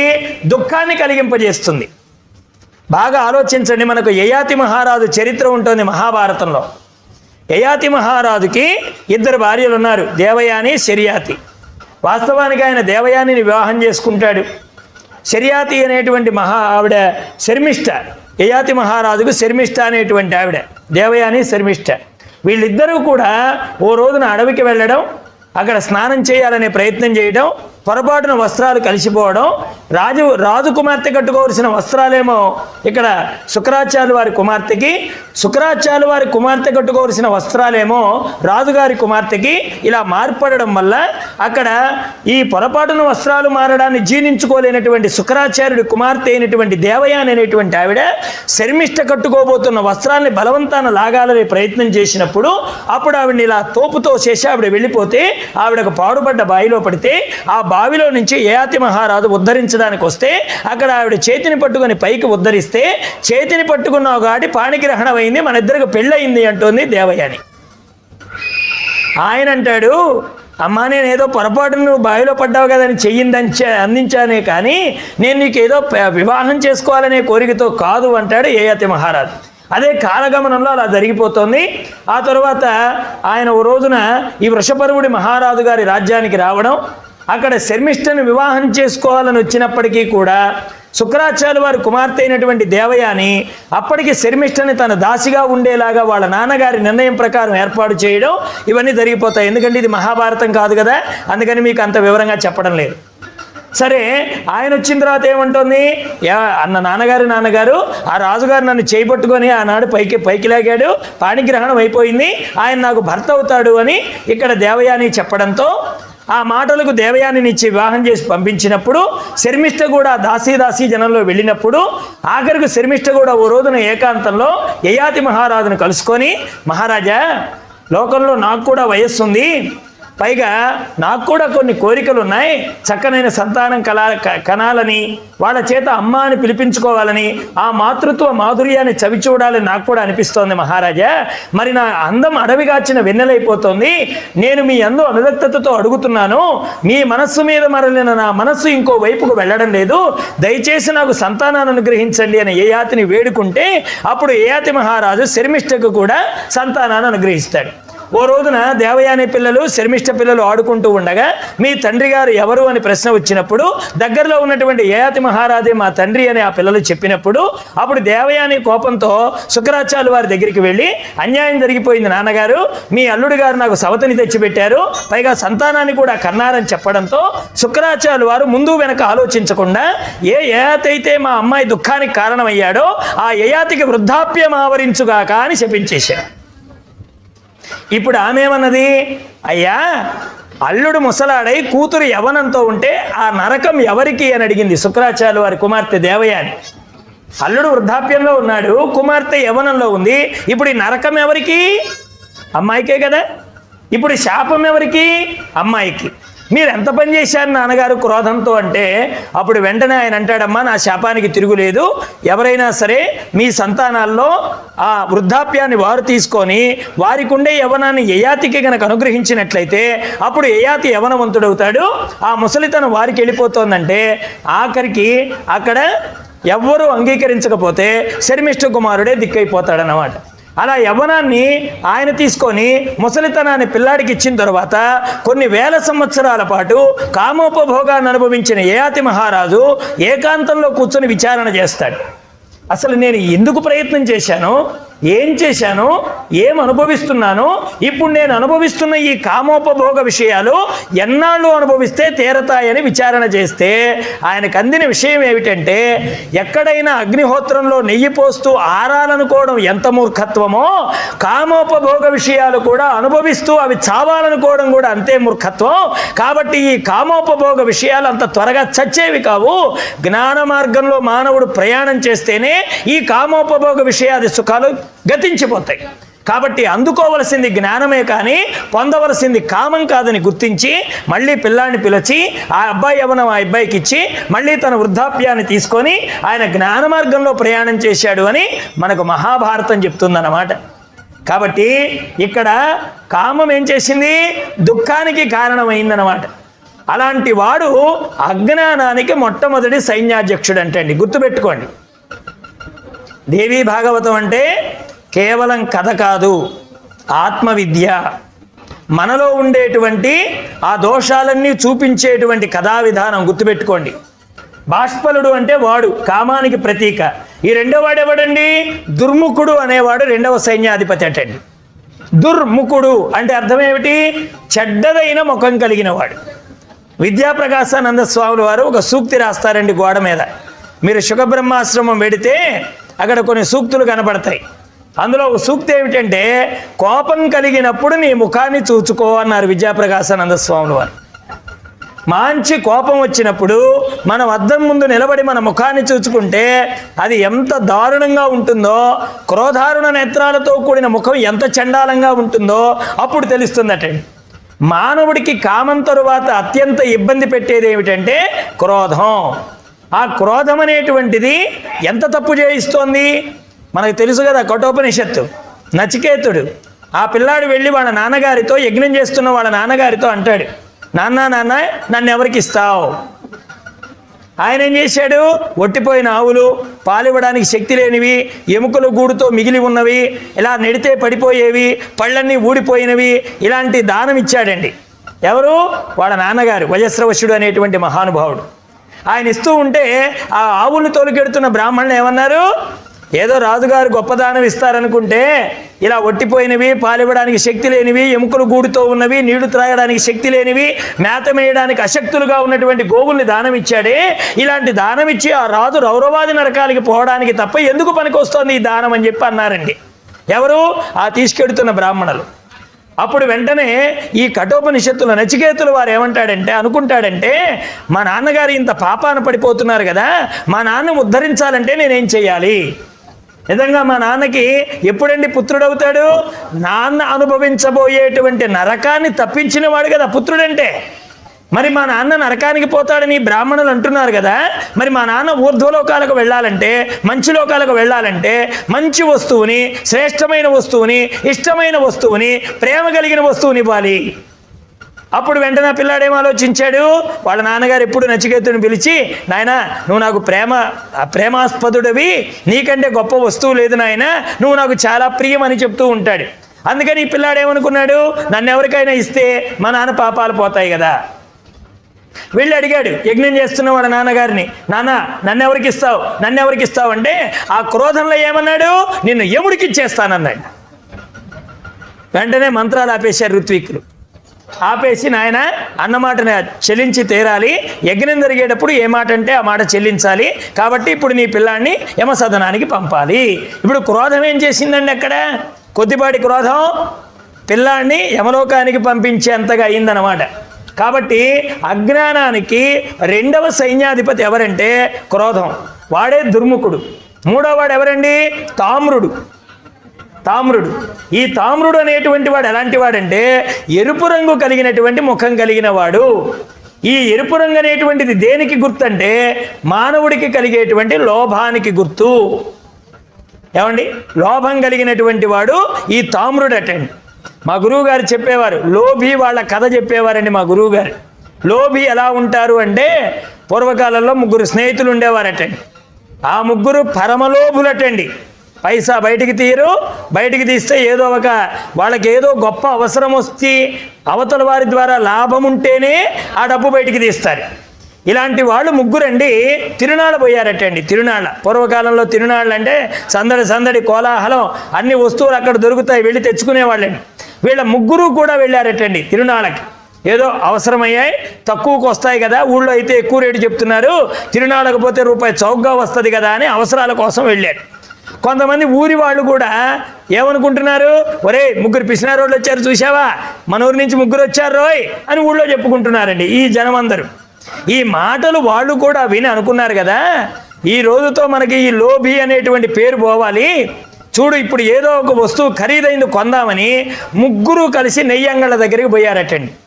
నెయ్యి అమ్మే చోటకి. పూర్వకాలంలో నెయ్యి కొన్నారంటే వాళ్ళు ఎవరో గొప్ప ధనవంతులు అయితేనే కొనేవాళ్ళు కాదు. అందుకని నెయ్యి అంగళ్ళ దగ్గరికి పోతే 3 కలిసి 3 గిద్దలు కొన్నారటండి నెయ్యి. 3 గిద్దలు కొనుక్కున్నారు, చక్కగా ఇంటికి తెచ్చుకున్నారు. 1 నెల అయిపోయిందండి. 1 నెల జరగగానే వీళ్ళ 3 ఒక రచ్చబండ దగ్గర కూర్చొని మాట్లాడుకుంటున్నారట. ఒరేయ్, నీ నెయ్యి ఎంత అయిపోయింది? ఒకడు. రెండోవాడు, ఒరేయ్ నీ నెయ్యి ఎంత అయిపోయింది? మూడోవాడు, ఒరేయ్ నీ నెయ్యి ఎంత అయిపోయింది అంటే మొదటివాడు అన్నాడట, ఒరే నా నెయ్యి కొద్దిగా తగ్గింది అన్నాడట. ఎందుకు తగ్గింది అన్నాడు మిగతా ఇద్దరు. ఏం లేదురా, ఎలా వాడుతున్నావు నెయ్యి అంటే, ఏమండి చెవిలో గులిమి తీసుకుంటారే, ఇత్తడి తెడ్లు అమ్ముతూ ఉంటారు కదా బస్ స్టాండ్లో, వాడటండి ఆ ఇత్తడి తెడ్డు వాడుతున్నాడట నెయ్యి వేసుకోవడానికి. ఆ గులిమి తీసుకునే తెడ్డు ఉంటుంది కదా, దాంతో వాడుతున్నాడట నెయ్యి. దాంతో మిగతా ఇద్దరు అన్నారట, ఒరే అందుకని కదరా నువ్వు మాకంటే చాలా తక్కువ సంపాదించింది, ఎవడైనా నెయ్యిని ఇత్తడి తెడ్డుతో అంత పెద్ద తెడ్డుతో ఎవడైనా వాడతారా దుర్మార్గుడా, నన్ను చూసి నేర్చుకోరా అన్నాడటండి రెండోవాడు. వాడిని అడిగాడట పక్కాడు, ఒరే నువ్వెలా వాడుతున్నావు అన్నాడట. వాడండి అగరవత్తులు కాల్చిన తర్వాత పుల్ల ఉంటుంది కదా, ఆ పుల్లను ముంచి వేసుకుంటాడటండి వీడి నెయ్యి. రెండోవాడు అలా వాడుతున్నాడట. మూడోవాడు అన్నాడట, ఒరే అలా ఎవడైనా అంత నెయ్యి వాడుకుంటాడురా, నీకు బొత్తిగా నీకు డబ్బు అంటే లెక్కలేదు, అలా ఎవడైనా వాడతాడురా నెయ్యిని, నాలా వాడాలన్నాడట మూడోవాడు. వాళ్ళిద్దరు అన్నారట, ఒరే నువ్వెలా వాడుతున్నావు అన్నాడట. వాడంట మూత తీస్తాడట, వాసన చూస్తాడట, మూత పెడతాడట, అంతే. ఇలా 3 తగిలారటండి లోభి వాళ్ళు. ఇలా లోభం అనేటువంటి వాడి గుణం కూడా అజ్ఞానంలో ఉండేటువంటి ఒక సైన్యాధిపతి అటండి. వాడిని ఏం చెప్పారు మనకి, తామ్రుడిగా చూపించారు దేవీ భాగవతంలో. దేవీ భాగవతంలో లోభ ప్రవృత్తి కలిగిన వాడు తామ్రుడు. ఇక 4వ వాడు చాలా ప్రమాదకారి అయిన వాడు చిత్సురుడు, వాడి పేరు గుర్తుపెట్టుకోండి. ఒకసారి మీరు దేవీ భాగవతం వినడం కాదండి, వీళ్ళు మనలో ఉన్నారేమో వెతుక్కోండి, అదే దేవీ భాగవతం. ఈ గుణాల్లో ఏ ఒక్కటి చచ్చినా మహిషాసుర సంహారమే. అది నిజంగా దేవీ భాగవతం విన్నట్టు అనమాట. కనీసం ఏమయ్యా నా ఈ 6 గుణాల్లో నాకు 6 ఉన్నాయనుకునేవాడు ఒకటి చంపుకోండి, 5 ఉన్నాయనుకునేవాడు ఒకటి చంపుకోండి, 1 ఉందనుకునేవాడు అసలు చంపుకొని జ్ఞానస్వరూపులు కండి. అదే దేవీ భాగవతం యొక్క ఉద్దేశం. కాబట్టి 4వ వాడు ఎవరండి, చిత్సురుడు. బాగా గుర్తుపెట్టుకోండి. చిత్ అంటే జ్ఞానం అండి, చుర అంటే కత్తెర. చుర అంటే అర్థం ఏమిటి, కత్తెర. జ్ఞానాన్ని కత్తెర చేసేటువంటి వాడు ఎవరంటే కామము, క్రోధము, లోభము తర్వాత చాలా ప్రమాదకరమైనది మోహము చెప్పారండి. మన రామకృష్ణానంద స్వామి వారి దగ్గరికి, గండిక్షేత్ర రామకృష్ణానంద స్వామి వారి దగ్గరికి ఒకళ్ళు వెళ్ళి ఒక ప్రశ్న వేశారు, స్వామి మోక్షం అంటే ఏమిటి ఒక ముక్కలో చెప్పండి అన్నారండి. ఒక ముక్కలో. మళ్ళీ ఉపనిషత్తులు కాదు, బ్రహ్మసూత్రాలు కాదు, భగవద్గీత కాదు, ఇది చదివే ఓపిక నాకు అంతకంటే లేదు, ఇది పురాణం కాదు, అంత వినే ఓపిక అంతకంటే లేదు, ఒక్క ముక్కలో చెప్పండి మోక్షం అంటే ఏంటి అని అడిగారండి రామకృష్ణానంద స్వామి వారిని. స్వామి ఏం చెప్పారు, మో అంటే మోహము, క్ష అంటే క్షయము, మోహక్షయమే మోక్షము అని చెప్పాడు. అంతే, ఒక్క ముక్కలో చెప్పేశాడే. అసలు మోహం ఎప్పుడైతే పోతుందో మోహక్షయం మోక్షం అన్నాడు. ఆయన తేలిక చెప్పేశాడండి. ఎంత తేలిక! మహాత్ముల దగ్గర ఉంటే ఇన్ని బెనిఫిట్స్ ఉన్నాయండి. గొప్ప గొప్ప రహస్యాలు కూడా చిటికలో చెప్పేస్తారన్నమాట మహాత్ములు. అందుకని 4వ వాడు ఎవడండి? మోహం. వాడు ఏం చేస్తుంటాడు? జ్ఞానాన్ని నాశనం చేస్తూ ఉంటాడండి. అది వస్తువుల మీద మోహం, సంసారం మీద మోహం, వ్యావహారిక జ్ఞానం మీద మోహం, ఇంద్రియ విషయాదుల మీద మోహం, కనిపించిన ప్రతిదీ నాకే కావాలనేటువంటి మోహం ఏదైతే ఉన్నదో ఆ మోహస్వరూపుడైన చిచ్చురుడు వాడే జ్ఞానానికి కత్తెర లాంటివాడు. కత్తెర ఏం చేస్తుందండి? దొంగలను అడగండి చెప్తారు. జేబుగానే ఉంటుంది, పర్సు పోతుంది. అంతే కదా? కత్తెర ఏం చేస్తుంది? జేబుగానే ఉంటుంది, పర్సు పోతుంది. అలాగే మనిషిగానే ఉంటాడు, మోక్షం దూరం అవుతుంది. సత్సంగాలు చేస్తూనే ఉంటాడు, పురాణాలు వింటూనే ఉంటాడు, పురాణాలు చెప్తూనే ఉంటాడు. కానీ ఆ జ్ఞానానికి కత్తెర పడిందంటే ఏమండి? మనిషే పరుసు పోవడమే. కాబట్టి అలాంటి జ్ఞానాన్ని దూరం చేసేవాడు ఎవరంటే మోహం. అది చాలా ప్రమాదమైనటువంటిది. కాబట్టి ఆ మోహం అనేటువంటి వాడు చిచ్చురుడు. తర్వాత అసిలోముడు 5వ వాడండి. వీడు మహిషాసురుడు యొక్క 5వ సైన్యం. అసి అంటే అర్థం ఏమిటి అంటే ఏదైతే ఖడ్గం అనేటువంటిది ఉన్నదో ఆ ఖడ్గమునకు ప్రతిరూపంగా అసి శబ్దాన్ని చెప్పారు. తర్వాత లా అంటే అర్థం ఏమిటంటే గ్రహించడం. అంటే కత్తితో బెదిరించి ఉమా. అసిలోముడిలో అసి అంటే ఖడ్గము, లా అంటే గ్రహించడము, ఉమా అంటే ప్రకృతి. అంటే ప్రతిదాన్ని బెదిరించి తన వశం చేసుకునేటువంటి లక్షణం కలిగిన వాడు ఎవడున్నాడో వాడే అసిలోముడు. వాడు మదానికి ప్రతీక. మదం కలిగిన వాడు ఏం చేస్తాడండి? అది నాకెందుకెవరు, ఇది నాకెందుకెవరు, నేను ఎంతటి వాడిని, నేను అంత గొప్పవాడిని, నేను అది జయించాను ఇది జయించాను అంటూ ఉంటాడే, అది మద ప్రవృత్తికి ప్రతీక. ఆ మద ప్రవృత్తికి ప్రతిరూపమైనటువంటి అసిలోముడు అనేటువంటి వాడు ఇక్కడ మహిషాసురుడు యొక్క సైన్యంలో 5వ వాడు. ఇక 6వ వాడు, ఆఖరివాడు, ప్రమాదకరమైన వాడు, మనకు చాలా మనందరిలో ఉండేవాడు వాడేనండి. వాడే బిడాలుడు. 6వ వాడు. బిడాలం అంటే అర్థం ఏమిటండి? సంస్కృతంలో బిడాలం అంటే పిల్లండి. పిల్లి ఏం చేస్తుంది? మన ఇంట్లోనే ఉంటుంది, మనకు తెలియకుండానే మన గిన్నెలో పాలు తాగుతుంది. మనకు తెలియకుండానే మన ఇంట్లో ఉండి మన గిన్నెలో పాలు తాగుతుంది. ఏమిటా పాలు? జ్ఞానం అనే క్షీరం. జ్ఞానం అనేటువంటి క్షీరాన్ని అది దొంగ పిల్లిలాగా వచ్చి లోపల తెలియకుండా తాగుతోంది. ఇది చాలా ప్రమాదకరం.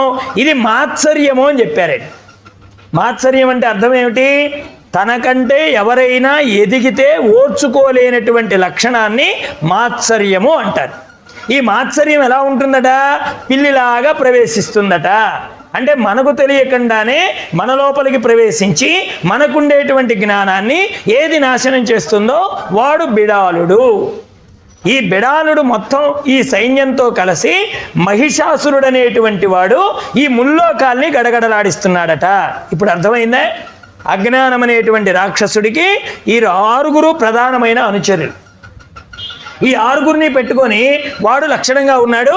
రక్తబీజుడు అనేటువంటి వాడు సోదరుడటండి. రక్తబీజుడు అంటే అర్థం ఏమిటి? మానవుడు దేహాన్ని వదులుతున్నాడే కానీ వాసనని మోసుకెడుతున్నాడు అని చెప్పింది వేదాంతం. ఏం చెప్పింది? దేహం ఇక్కడే వదిలేస్తున్నాడు, కానీ ఏం చేస్తున్నాడు? వాసన మోసుకెడుతున్నాడు సుమా. భాగవతంలో చిన్న లీల ఉంటుందండి. కృష్ణయ్య చేస్తాడు ఒక లీల. ఒకళ్ళ ఇంట్లో గెడతాడు, వాళ్ళ ఇంట్లో పాలు పెరుగు వెన్న నెయ్యి త్రాగుతాడు. ఆ తరువాత కుండలు తీసుకెళ్ళి పక్కింట్లో పెడతాడు. ఇప్పుడు ఈవిడేమో నా కుండలు పోయాయని వెతకడం మొదలు పెడుతుంది. ఆ కుండల్ని పక్కింట్లో గుర్తిస్తుంది. వెంటనే ఈవిడ ఇద్దరు జగడం ఆడుకుంటూ ఉంటారు. ఏమమ్మా, నీ కుండలు లేకపోతే నన్ను అడిగితే ఇచ్చేదాన్ని కదా, నువ్వెందుకు నా కుండలు తీసుకెళ్ళావని ఈవిడంటుంది. ఆవిడంటుంది, నోరు జాగ్రత్తగా మాట్లాడు, అవసరమైతే 2 కుండలు నేనే ముఖాన పడేస్తాను, నీ కుండలు నా ఇంట్లో ఉన్నాయి చూచానన్నట్టు మాట్లాడుతున్నావు అని ఈవిడ కూడా తగాదాడుతుంటే వీళ్ళిద్దరి తగాదా ఎప్పుడు తీరుతుంది? కృష్ణుడి వైపు తిరిగినప్పుడు తీరుతుందండి. ఎప్పుడైతే కృష్ణుడు నవ్వుతాడో, కృష్ణుడు కాస్త హాస్యం చేస్తాడో అప్పుడు వీళ్ళిద్దరూ కలిసి కృష్ణుడి వైపు చూసి, వదినా ఇది నీ పొరపాటు కాదు, నా పొరపాటు కాదు, ఇది కృష్ణయ్య చేసిన లీల అని అప్పుడు వాళ్ళు గుర్తిస్తారు. ఏమిటి అందులో ఉండే అంతరార్థం? ఒక భాగవతమైన, రామాయణమైన, భారతమైన అంతరార్థం గనక గుర్తించకపోతే గ్రంథం చదివి కూడా వృధా. గ్రంథాలు చదివి దాని అంతరార్థంలోకి వెళ్ళకపోతే ఇది నాకు ఏ విధంగా ఉపయోగపడుతోంది, సాధనలో నేను దీన్ని ఎలా తీసుకోవాలి, ఎలా తీసుకుంటే నాలో ఉండే దోషాలు పోతాయి, ఎలా ఉంటే నేను పరమాత్మకు ప్రియమైన వాడిని అవుతాను అనే విచారణ చేయకపోతే కేవలం మనం కథని మాత్రమే పట్టుకుంటే తత్వం యొక్క ప్రయోజనం ఉండదండి. అందుకనే తత్వం అస్యాది లక్ష్యం ఏకం నిత్యం విమలం అచలం సర్వధీ సాక్షిభూతం భావాతీతం త్రిగుణరహితం సద్గురుం తం నమామి బ్రహ్మానందం పరమసుఖదం కేవలం జ్ఞానమూర్తిం. గురువు యొక్క స్వరూపం అండి తత్వం అంటే. మనం గురువుని సేవించామంటే అర్థం ఏమిటి? నేను మా గురువు గారికి కాళ్ళు ఒత్తానండి, నేను మా గురువు గారికి వస్త్రం ఇచ్చానండి, నేను మా గురువు గారికి అంత్యకాలంలో సేవ చేశానండి, ఇవన్నీ ప్రధానమే. శరీరానికి చేసిన సేవ కంటే ఎక్కువ ఏమిటి ప్రయోజనం అంటే గురువు చెప్పిన జ్ఞానాన్ని లోకానికి అందించడం. ఇది నిజమైన గురువు రుణాన్ని తీర్చుకున్నట్టు అవుతుంది. గురువు ఏది ఆశించి తన ఉపాధి ద్వారా శిష్యుడికి బోధ చేశాడో ఆ జ్ఞానాన్ని శిష్యుడు లోకానికి అందించడమే నిజమైనటువంటి గురుసేవ. లోకంలో వందల డబ్బులు ఇవ్వచ్చు, 4-5 రకాల బట్టలు ఇవ్వచ్చు గురువు గారికి, అంత మాత్రాన గురు రుణం తీరదు. గురువు చెప్పిన జ్ఞానాన్ని నువ్వు వంటబట్టించుకోవాలి. ఆ గురువు ఏ రకంగా నీకు జ్ఞానాన్ని ఉపదేశం చేశాడో, ఆ ప్రసాదం తను ఎలా అందించాడో దాన్ని నువ్వు గుర్తించడమే నిజమైనటువంటి గురుసేవ. అందుకని మనం చక్కగా వీటన్నింటిని విశ్లేషణ చేసుకుంటూ ఉంటే దానిలో ఉండే రహస్యం తెలుసుకోగలుగుతాం. అప్పుడు వెంటనే కృష్ణయ్యను చూడగానే వీళ్ళు ఆ తగాదా మానేసి దీనికి అంతటికీ కృష్ణుడు కారణం అని అన్నారండి. ఇప్పుడు కాస్త వేదాంతంలోకి రండి, తత్వంలోకి రండి. ఈ ఇంట్లో కుండలంటే ఈ జన్మలో చేసిన పాపపుణ్యాలు. దీన్ని పక్కింటికి మార్చడము అంటే అర్థం ఏమిటంటే ఇంకొక శరీరంలోకి మార్చాడు నారాయణుడు. నాయన దేహం వదిలేశావు కానీ వాసన అనేది ఇంకొక ఇంటికి మార్చబడింది అంటే దేహం రాదు కానీ వాసన మాత్రం నీకు ఇల్లు మారుతోంది. ఏ దేహంలోకి వెళ్ళినా వాసనారాహిత్యమే వాసుదేవ దర్శనం అన్నారండి రామకృష్ణానంద స్వాములు వారు. నేను తిరుపతి వెళ్ళాను, వెంకటేశ్వర స్వామిని చూశాను, శ్రీశైలం వెళ్ళాను, మల్లికార్జున స్వామిని చూశాను అంటే నాయన అది కేవలం చూడడమే. మరి దర్శనం అంటే అర్థం ఏమిటి? వాసనాక్షయమే వాసుదేవ దర్శనం అన్నారు రామకృష్ణానంద స్వాములు వారు. నీలో వాసన లేకుండా పోవాలి. ఏ వాసన అంటే ఇదిగో ఇప్పుడు చెప్పిన అరిషడ్ వర్గాల ద్వారా జీవుడు సంక్రమింపజేసుకునేటువంటి వాసన. ఆ వాసనారాహిత్యమే వాసుదేవ దర్శనం. అలాంటి వాసనా స్వరూపమని వీడు ఇల్లు మార్చుకుంటున్నాడండి. ఇప్పుడు మనమేమనుకుంటున్నామంటే నేను ఈ జన్మలో చాలా భక్తుడినండి, నాకే ఎందుకు కష్టాలు కలుగుతున్నాయని దేవుణ్ణి అడుగుతున్నాం. కానీ పరమాత్మ అంటున్నాడు, ఒరే ఈ జన్మలో భక్తుడు వేరా, క్రితం జన్మలో ఏం చేశావో నీకు తెలుసునా అని అడుగుతున్నాడు. ఆ ఇంట్లో కుండలు ఈ ఇంట్లోకి ఎలా వచ్చాయో నీకు తెలుసునా? అక్కడ వాసనను నువ్వు ఇక్కడికి ఎలా మార్చుకున్నావో నీకు అవగతం అవుతోందా? నీకు తెలుస్తోందా? దేహం వదిలేసేవే కానీ వాసనలు మోసుకొచ్చాననే జ్ఞానం నీకు కలుగుతోందా? వాసన రాహిత్యమైతేనే నా తత్వం నీకు బోధపడుతోందని కృష్ణుడు చక్కగా చెప్పాడు. ఈ తగువు ఎప్పటిదాకా ఉంటుంది? కృష్ణుడి వైపు చూడనంత వరకు తనులాట ఉంటుందండి. ఏమండి, ఆ ఇల్లాలి ఇద్దరి మధ్య తగువు ఎప్పటిదాకా ఉంది? కృష్ణుడి వైపు చూడనంత వరకు. అంటే అర్థం ఏమిటి? దైవం వైపు చూడనంత వరకు నీకు ఈ జగడం తప్పదు, దైవం వైపు తిరగనంత వరకు నీకు ఈ వాసన తప్పదు, దైవం దగ్గరకు వెళ్ళనంత వరకు ఈ దుఃఖం తప్పదు. ఎప్పుడైతే దైవం వైపు తిరిగామో అంటే కృష్ణుడిని చూచారో ఆ గోపికామ తల్లులు, ఓ వదినా ఇది నీ తప్పు కాదు నా తప్పు కాదు, అది కృష్ణుడు ఇచ్చినటువంటి అనుగ్రహం. ఇప్పుడు కృష్ణుడి వైపు చూడగానే తగువ ఎలా పోయిందో భగవంతుడి వైపు తిరిగితే కర్మ ఫలితం యొక్క రహస్యం కూడా తెలుస్తుందండి. కర్మ రహస్యం తెలుస్తోంది భగవంతుడి వైపు తిరిగితే. అంతవరకు కూడా ఇది నా కర్మ ఇది నా కర్మ అని కొట్టుకుంటూ ఉంటావు. కానీ భగవంతుడి వైపు తిరిగితే అది దాటేటువంటి మార్గం చెప్తాడు నారాయణమూర్తి. అదే రహస్యం. అందుకనే ఇక్కడ వీళ్ళు 6 ఉన్నారండి. వీళ్ళు 6 వెంట పెట్టుకొని ముజ్జగాలని ఆక్రమించుకోవాలనేటువంటి ఆశ కలిగిందండి. మంచి యవ్వనంలో ఉన్నప్పుడు మనకి మా గురువుగారు చెప్పేవారు, గడ్డం వచ్చిన వాడికి అడ్డాలు తెలియదట. అంటే కాస్త యవ్వనంలో ఉండగానే చిన్న పెద్ద గౌరవం అనేటువంటి ఏవీ తెలియదటండి. అలా ప్రవర్తిస్తాడట మానవుడు. అలాగే ఇంతమంది వాడికి తోడుగా ఉంటే ఇక మహిషాసురుడు మాట వింటాడా? ఇప్పుడు చెప్పిన రాక్షస సైన్యవంతులు తోడుగా ఉంటే అజ్ఞానం మాట వింటుందని చెప్పండి. ముల్లోకాన్ని జయించాలని వాడికి ఒక దురాశ కలిగింది. ముందుగా వీడి మానవలోకాన్ని ఆక్రమించుకున్నాడు. ఎలాగో పాతాళలోకం రాక్షసులదే గనక ఇక మిగిలింది స్వర్గం. కాబట్టి స్వర్గలోకమైన మనం ఆక్రమించాలనేటువంటి ఆలోచనతో ఒక రాక్షసుని పిలిచాడండి. ఎవరు? ఈ మహిషాసురుడు. పిలిచి ఒక మాట చెప్పాడు, ఒరేయ్ నువ్వు అమరావతికి వెళ్ళు. అంటే దేవతల రాజధాని అయినటువంటి అమరావతి, ఇంద్రుడు పరిపాలన చేస్తున్నటువంటి అమరావతి, ఆ అమరావతికి వెళ్ళు.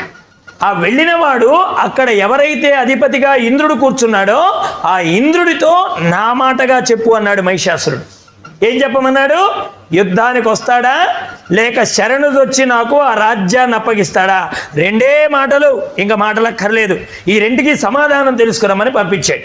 ఈ దూత వెళ్ళాడండి ఇంద్రుడి దగ్గరికి వెళ్ళి, మహేంద్ర నేను మహిషాసురుడు పంపగా వచ్చాను, మా రాజుగారు రెండే మాటలు చెప్పమన్నాడు, మంచిగా రాజ్యాన్ని అప్పగిస్తావా లేక యుద్ధానికి సిద్ధపడతావా అని అడగగానే వెంటనే ఇంద్రుడు అన్నాడు, ఏమిరా మీ వాడి పొగరు, మీ వాడి పేరన్నావు మహిషాసురుడు. వాడు దేనికి పుట్టాడు? ఒక బర్రెకు పుట్టాడు. ఒక దున్నపోతు లక్షణాలు కలిగినటువంటి ఒక రంభుడు అనేటువంటి రాక్షసుడికి ఇక్కడ ఆ స్త్రీమూర్తి స్వరూపంగా ఏ బర్రె అయితే ఉన్నదో ఆ స్వరూపంతో పుట్టాడు. అందుకనే క్షేత్ర ప్రాధాన్యత, బీజ ప్రాధాన్యత రెండు ఉంటాయి. క్షేత్ర ప్రాధాన్యత అంటే భూమి, అక్కడ స్త్రీమూర్తి భూమి రూపంగా చెప్పబడింది. బీజ ప్రాధాన్యత అంటే విత్తనం, విత్తన ప్రాధాన్యతగా పురుషుడు చెప్పబడ్డాడు. అంటే పురుషుడి దగ్గర మంచి విత్తనాలు ఉండొచ్చు, కానీ భూమి సరైనది కనుక కాకపోతే అటువంటి విత్తనాలు కనుక తెచ్చి భూమిలో పడేస్తే అవి ఫలితానికి ఇవ్వవన్నమాట. అందుకని ఎక్కడైనా సరే స్త్రీకి అంత ప్రాధాన్యత ఇచ్చారు, ఆవిడ క్షేత్రానికి అంత ప్రాధాన్యత ఇచ్చారు. అందుకనే రావణాసురుడి తండ్రి బ్రహ్మే కానీ రావణాసురుడి తల్లి రాక్షసి. అందుకని ఆయనకి రాక్షస లక్షణాలు వచ్చాయి. హిరణ్యకశ్యపుడు రాక్షసుడే కానీ లీలావతి దైవభక్తి కలిగింది. అందుకని అక్కడ ఆవిడికి మాతృ లక్షణాల సందర్భంగా ఆయనకి మంచి లక్షణాలు వచ్చాయి ప్రహ్లాద కుమారుడికి. అందుకని మీ వాడికి ఒక లక్షణం ఉంది. ఏమిటా లక్షణం? రంభుడు ఏ బర్రె మీదైతే కన్ను వేసి వాడిని కన్నాడో ఆ మహిషానికి ఉండే లక్షణాలే వాడికి వచ్చాయి. కానీ ఇంతకీ నేను చెప్తున్నాను, వాడు కొవ్వు పట్టి ఏ పాటిదో వాడి బలం ఎరుగక నాతోనే తలపడాలని చూస్తున్నాడు. వాడికి నా బలమేమిటో చెప్పు, వాడి కొమ్ముల్ని పెకిలిస్తానని చెప్పు, తినడానికి వాడికి గడ్డిని సమర్పిస్తానని చెప్పమని ఇంద్రుడు కటువుగా మాట్లాడగానే వాడు వెనక్కి తిరిగి వచ్చి ఇంద్రుడితో చెప్పాడు. ఇంద్రుడు చెప్పిన మాటలన్నీ మహిషాసురుడితో చెప్పాడు. వెంటనే ఆయన అన్నాడు, అయితే ఇంద్రుడి పొగరనిచేటువంటి సమయం ఆసన్నమైంది, ఇక స్వర్గలోకం మీదకు దండయాత్ర చేయాలని మహిషాసురుడు తన వాళ్ళందరినీ తోడు చేసుకొని సిద్ధపడ్డాడు. అక్కడ ఇంద్రుడు ఏం చేశాడు? వీళ్ళందరినీ ఎవరైతే అష్టదిక్పాలకులు ఉంటారో, పంచభూతాలు ఉంటాయో, నవగ్రహాలు ఉంటాయో వీళ్ళందరినీ తోడు పెట్టుకొని ఆయన కూడా ఒక సమావేశం ఏర్పాటు చేశారు. ఇక్కడికి మహిషాసురుడు అనేటువంటి వాడు తన సైన్యంలో ఒకరిని పంపించి నా దగ్గర రాయబారానికి పంపించాడు. నేను వాడిని కాస్త పరుషమైన వాక్కులతోనే వాడిని భయపెట్టాలని ప్రయత్నం చేశాను, కానీ మిమ్మల్ని అందరినీ కనుక్కొని నేను అడుగుతున్నాను, నేను చెప్పిన మాట సరైనదేనా అంటే అప్పుడు వాళ్ళు అన్నారు, అయ్యా వాడు వరదర్పంతో ఉన్నాడు గనక వాడికి బ్రహ్మగారి నుంచి అగ్నిదేవుడి దగ్గర నుంచి వాడికి ఒక వరం సంపాదించాడు. ఏమిటా వరం? వాడు స్త్రీ చేతిలోనే వజ్రుడవుతాడు. కాబట్టి అలాంటి ఉద్దేశంతో ఉన్నటువంటి వాడు ఇంత బలగర్వంతో ఉన్నాడు గనకనే మీ లోకం మీదకు దండెత్తాలనే ప్రయత్నం చేశాడు, స్వర్గలోకాన్ని ఆక్రమించుకోవాలనుకున్నాడు గనక ఇప్పుడు మనకు సమయం అనుకూలంగా లేదు గనక మనం ఎక్కడికో చోటుగా వెళ్ళడం మంచిది. అసలు ముందర బ్రహ్మగారు ఉన్నారు కదా, ఆ బ్రహ్మగారి దగ్గరికి వెడదాం పదండి అని బ్రహ్మగారి దగ్గరికి వెళ్ళారు.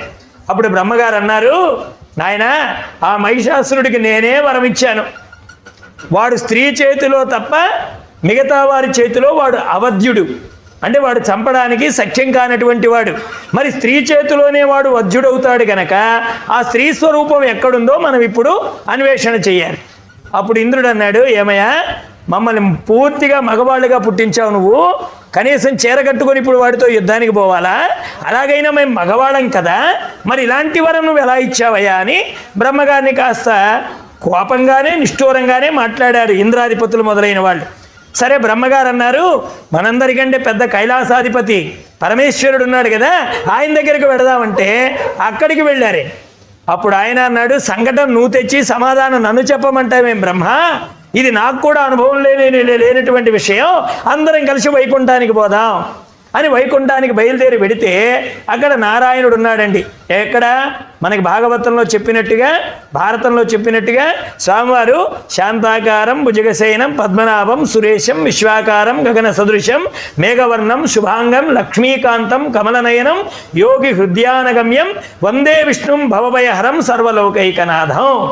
అటువంటి పరమేశ్వరుడు బ్రహ్మగారు వీళ్ళందరూ కలిసి అక్కడ వైకుంఠానికి బయలుదేరితే అప్పుడు స్వామివారు అన్నారు, అయ్యా, ఆ దున్నపోతువాడు మన లోకం మీద వచ్చి పడ్డాడు, ఇప్పుడేం చెయ్యాలి అని అంటే స్వామివారు అన్నారు, ముందర మన బలాలతోటి వాడిని ఎదిరించడానికి సిద్ధపడదాం అని వీళ్ళందరూ కలిసి, అంటే త్రిమూర్తులు బ్రహ్మ విష్ణు మహేశ్వరులు ఇంద్రాది దేవతలు, అక్కడికి వచ్చినటువంటి పంచభూతాలు అష్టదిక్పాలకులు నవగ్రహాలు, ఈ కూటములన్నీ కలిసి మహిషాసురుడి మీదకి దండయాత్రకు బయలుదేరాయి.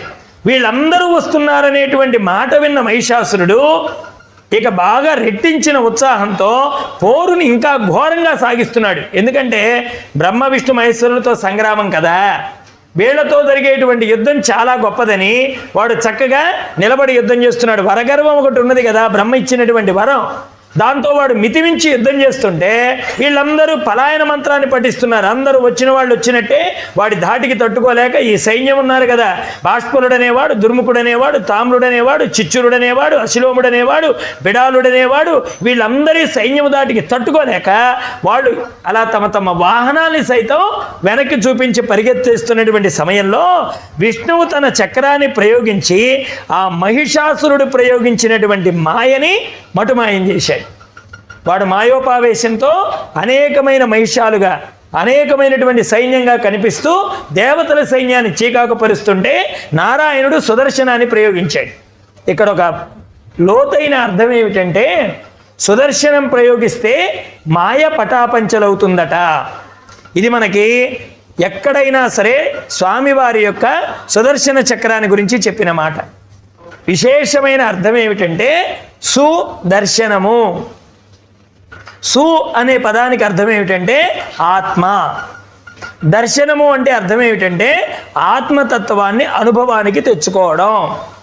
ఇక్కడ సుదర్శన చక్రం చేత మాయ తొలగిపోతోంది అంటే అర్థం ఏమిటంటే, ఏమండి, మనందరం బాగా తలకాయలు పెంచేసాం, చాలా ప్రయాణాలు కూడా కనిపెట్టేశాం.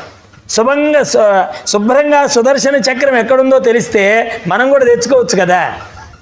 ప్రతి వాళ్ళు అంటున్నారు కదండి, నాకు మాయ పట్టింది, నేను మాయా సంసారంలో ఉన్నాను, నేను మాయలో పడ్డాను అని అంటున్నాం కదా.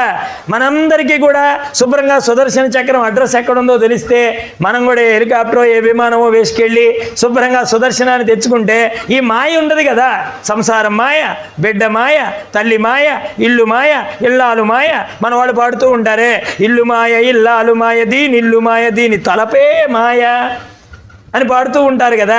అసలు ఆ మాయ ఏమిటో తొలగిపోతుంది కదా అంటే సుదర్శనము అంటే ఆత్మదర్శనం. గుర్తుపెట్టుకోండి, సు అంటే ఆత్మ, దర్శనము అంటే తత్వాన్ని మనం అనుభవించడం.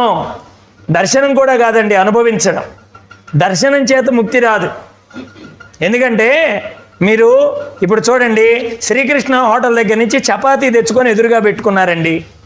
ఇప్పుడు మనకు చపాతీ దర్శనం అవుతుంది, ఎదురుగానే ఉంది దర్శనం. చపాతీ బ్రహ్మాండంగా కనిపిస్తుంది, ఎంత వెడల్పున బాగా నూనెసి కాల్చాడు, మంచి ఉల్లిపాయ ఇచ్చాడు, దానిలోకి అల్లం ఇచ్చాడు, ఇంకేదో ఇచ్చాడు, చక్కగా ఎదురుగా పెట్టుకోండి.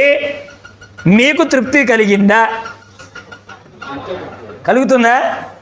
కలుగుతుందే, ఒకసారి చూడండి. కలగదు. ఎప్పుడు కలుగుతుంది? ఆ చపాతీ లోపలికి వెళ్ళాలి. అంటే అర్థం ఏమిటి? ఆ చపాతీ నీ స్వరూపం అయిపోవాలంతే. ఇక అది కనపడకూడదు. కనపడకపోవడం అంటే అర్థం ఏంటి? బయట కుప్పతొట్లో పడేస్తానని కాదు అక్కడ అర్థం, అది నీ స్వరూపం అయిపోవాలి. అలాగే పుస్తకంలో ఉన్న జ్ఞానం కూడా నీ స్వరూపం కావాలి. ఎదురుగా ఉన్న ఆహారం చూస్తూ ఉంటే కడుపు ఎలా నిండదో, అలాగే నువ్వు గ్రంథాల్లో చూసినా, ఎన్ని ఫోటోలు ముందు పెట్టుకున్నా అక్కడ ఆత్మతత్వం బోధపడదు. మా ఇంట్లో బోలెడు ఫోటోలు ఉన్నాయండి అంటారు. ఫోటోలు ఉంటే తత్వం బోధపడుతుందా? బోధపడదు. మీ ఇంటి నిండా అన్నం ఉందండి కుండలో, అంత మాత్రాన మీకు అన్నం తిన్నటువంటి అనుభూతి కలుగుతుందా అంటే కలగల. ఎందుకు కలగలేదు? అది నీకు అన్యంగా ఉంది గనక. గుర్తుపెట్టుకోండి, అన్యంగా ఉన్నది ఏది నీకు తృప్తినివ్వదు. అప్పుడు ఏం కావాలి? అది నీ స్వరూపం కావాలి. ఏమండి, చేతిలో ఉందండి ముద్ద, వచ్చేసిందా? కాదండి, నోటి దాకా పోయింది, వచ్చేసిందా? ఇప్పుడు లోపలికి వెళ్ళిందండి, వెంటనే వమనం అయ్యింది, వచ్చేసిందా? తిన్నామండి బరీగా అన్నం, ఇంకా నాకేం పర్వాలేదని పడుకున్నాం, కడుపులో వికారం కలిగింది, వికారం కలిగి పదార్థం బయటకు వచ్చింది. ఇప్పుడు తిన్న అనుభూతి ఉందా? ఉండదు. అంటే అర్థం ఏమిటి? అన్నం లోపలికి వెళ్ళిన తర్వాత వికారం కలగకుండా ఉండాలి. అలాగే మహాత్ములు బోధించిన బోధ విన్న తరువాత మనస్సుకి ఈ అరిషడ్ వర్గాల వికారం కలగకూడదు. అది మహాత్ముల బోధ వింటున్నా మనకెందుకు ఆ తృప్తి తీరడం లేదు, ఆనందం ఎందుకు కలగడం లేదంటే అన్నం తిన్న తర్వాత వికారం కలిగినట్టుగా జ్ఞానబోధన విన్న తర్వాత ఇంద్రియాలు పనిచేస్తున్నాయి. ఇంద్రియాల వికారం కలిగినంత వరకు మనకి లోపల తిన్నటువంటి మధురమైన పదార్థం తాలూకు మాధుర్యం లోపల ఇమడదు.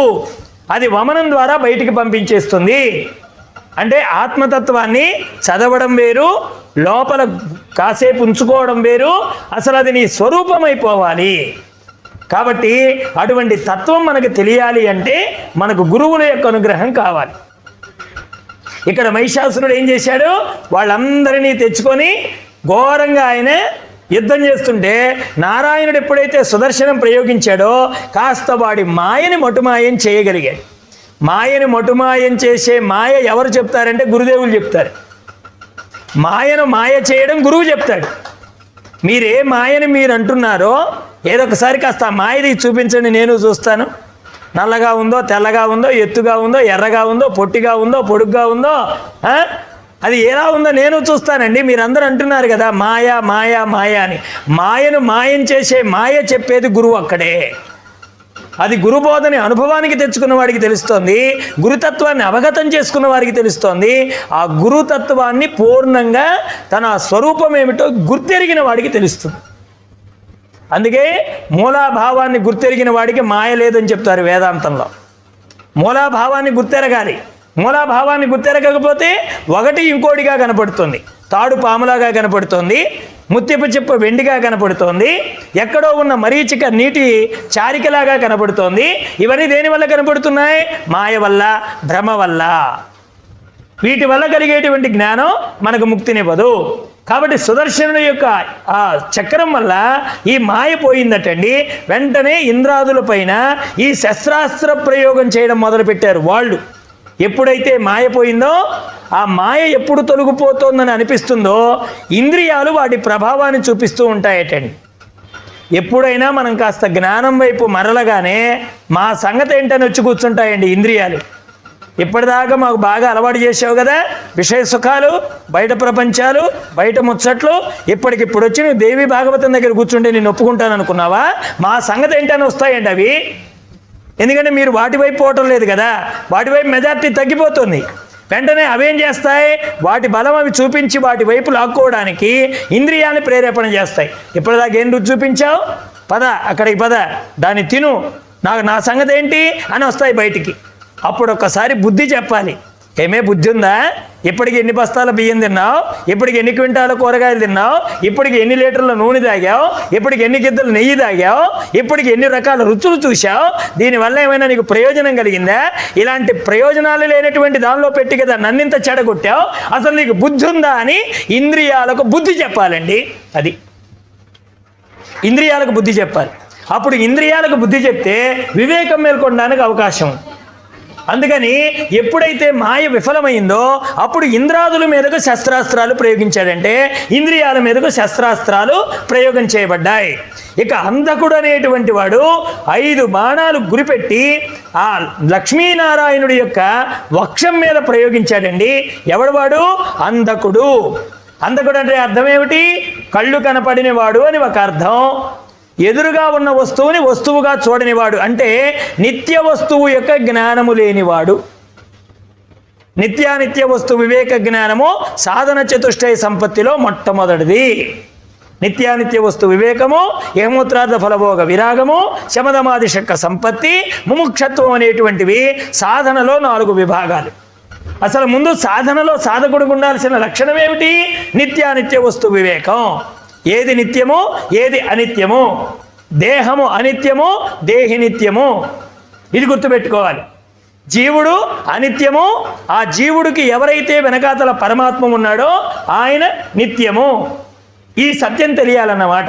ఆ సత్యం తెలియకపోతే అదిగో అలాంటి నారాయణుడి మీద కొట్టారన్నారు. నారము అంటే అర్థం ఏమిటంటే జ్ఞానము. ప్రతి దానికి అంతరార్థం ఉందండి. నారాయణుడిని కొట్టాడంటే అర్థం ఏమిటి? నారము అయనుడు. నార అంటే జ్ఞానము అని అర్థం. అయనుడు అంటే స్థానమైనటువంటి వాడు. ఈ కన్ను మిన్ను కానని వాడు దేన్ని కొడతాడంటే జ్ఞానంని కొడతాడండి. అంటే జ్ఞానం వల్ల కలిగేటువంటి ఆనందాన్ని అనుభవించనివ్వకుండా అడ్డుపడేటువంటిది ఏమిటంటే అనిత్య వస్తువు మీద కలిగిన నిత్యం అనేటువంటి భ్రమ. గుర్తుపెట్టుకోండి. అనిత్యమైనటువంటి వస్తువు మీద నిత్యం అనేటువంటి భ్రమ. ఏది అనిత్యమో? భవనం అనిత్యం. కానీ మనకేమనిపిస్తుంది? ఇది నిత్యం, ఇది నేను కట్టుకున్నాను, ఒక భ్రాంతి. అలాగే భార్యా బిడ్డలు వీళ్ళు అనిత్యమే. ఎవరు ముందు పోతారో ఎవరు వెనకపోతారో తెలియదు. కానీ మనకేమిటి భ్రాంతి? నా భార్య నిత్యము, నా మనవడు నిత్యము. అంటే అనిత్యమైన వస్తువు యందు నిత్యమనే భ్రాంతి కలగడమే మానవుడి యొక్క అజ్ఞానానికి పరాకాష్ట. ఇది తెలియకపోతే, నిత్యానిత్య వస్తు వివేక జ్ఞానమే కనుక తెలియకపోతే అతడు సాధనకి కూడా పనికిరాడు. అది మొదటి మెట్టండి. నిత్యానిత్య వస్తు వివేకం మొదటి మెట్టు. అందుకనే నారాయణుని కొట్టాడు వాడు. ఎప్పుడైతే నారాయణుని కొట్టాడో ఆయన కూడా విజృంభించినటువంటి వేగంతో ఈ అంధకుడి మీద బాణాలు ప్రయోగిస్తున్నాడు, అనేకమైన శస్త్రాస్త్రాలన్నీ ప్రయోగిస్తున్నాడు. ఇలా దాదాపుగా 50 రోజుల పాటు జరిగిందటండి యుద్ధం. చూడండి, అలాంటి కనపడనటువంటి అంధత్వం మీద నారాయణుడే అంత యుద్ధం చేస్తే జన్మ జన్మల నుంచి వస్తుందండి ఈ రోగం. ఏమిటా రోగం? జ్ఞానాన్ని గుర్తించలేని రోగం, భవము అనేటువంటి రోగం. అసలు పెద్ద రోగం ఉంది. చాలామంది అంటారు నాకు బీపీ లేదండి, షుగర్ లేదండి, నాకు కళ్ళతోడు పెట్టుకోవాల్సిన అవసరం లేదండి, ఇవేమీ లేకపోయినా పెద్ద రోగం అవుతుందన్నారు. అదే భవరోగం. పుట్టడమే రోగం. కాబట్టి ఆ రోగం ఉంది కాబట్టి, నీకు భవరోగంతో ఉన్నావు కాబట్టి భవరోగ బిషగ్వరుడైనటువంటి దైవాన్ని నువ్వు ఆశ్రయించి తీరవలసిందే. ఎప్పుడైతే ఇలాగా అంధకుడు మొదలైనటువంటి వాళ్ళందరితో కలిసి యుద్ధాన్ని ప్రారంభం చేశాడో మహిషాసురుడు, మొట్టమొదటిసారి వాడికి విజయం చేకూరిందండి. దేవతలందరూ వాడి దగ్గర ఓడిపోయారు, పలాయనం చిత్తగించారు.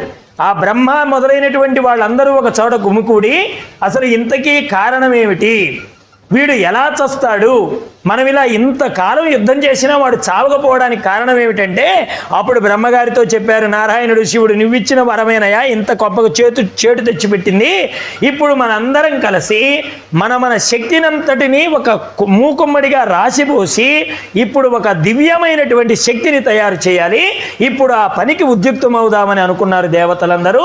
అలా ప్రాదుర్భవించినటువంటి శక్తి అవతారమే శ్రీదేవి యొక్క పరమావతారం.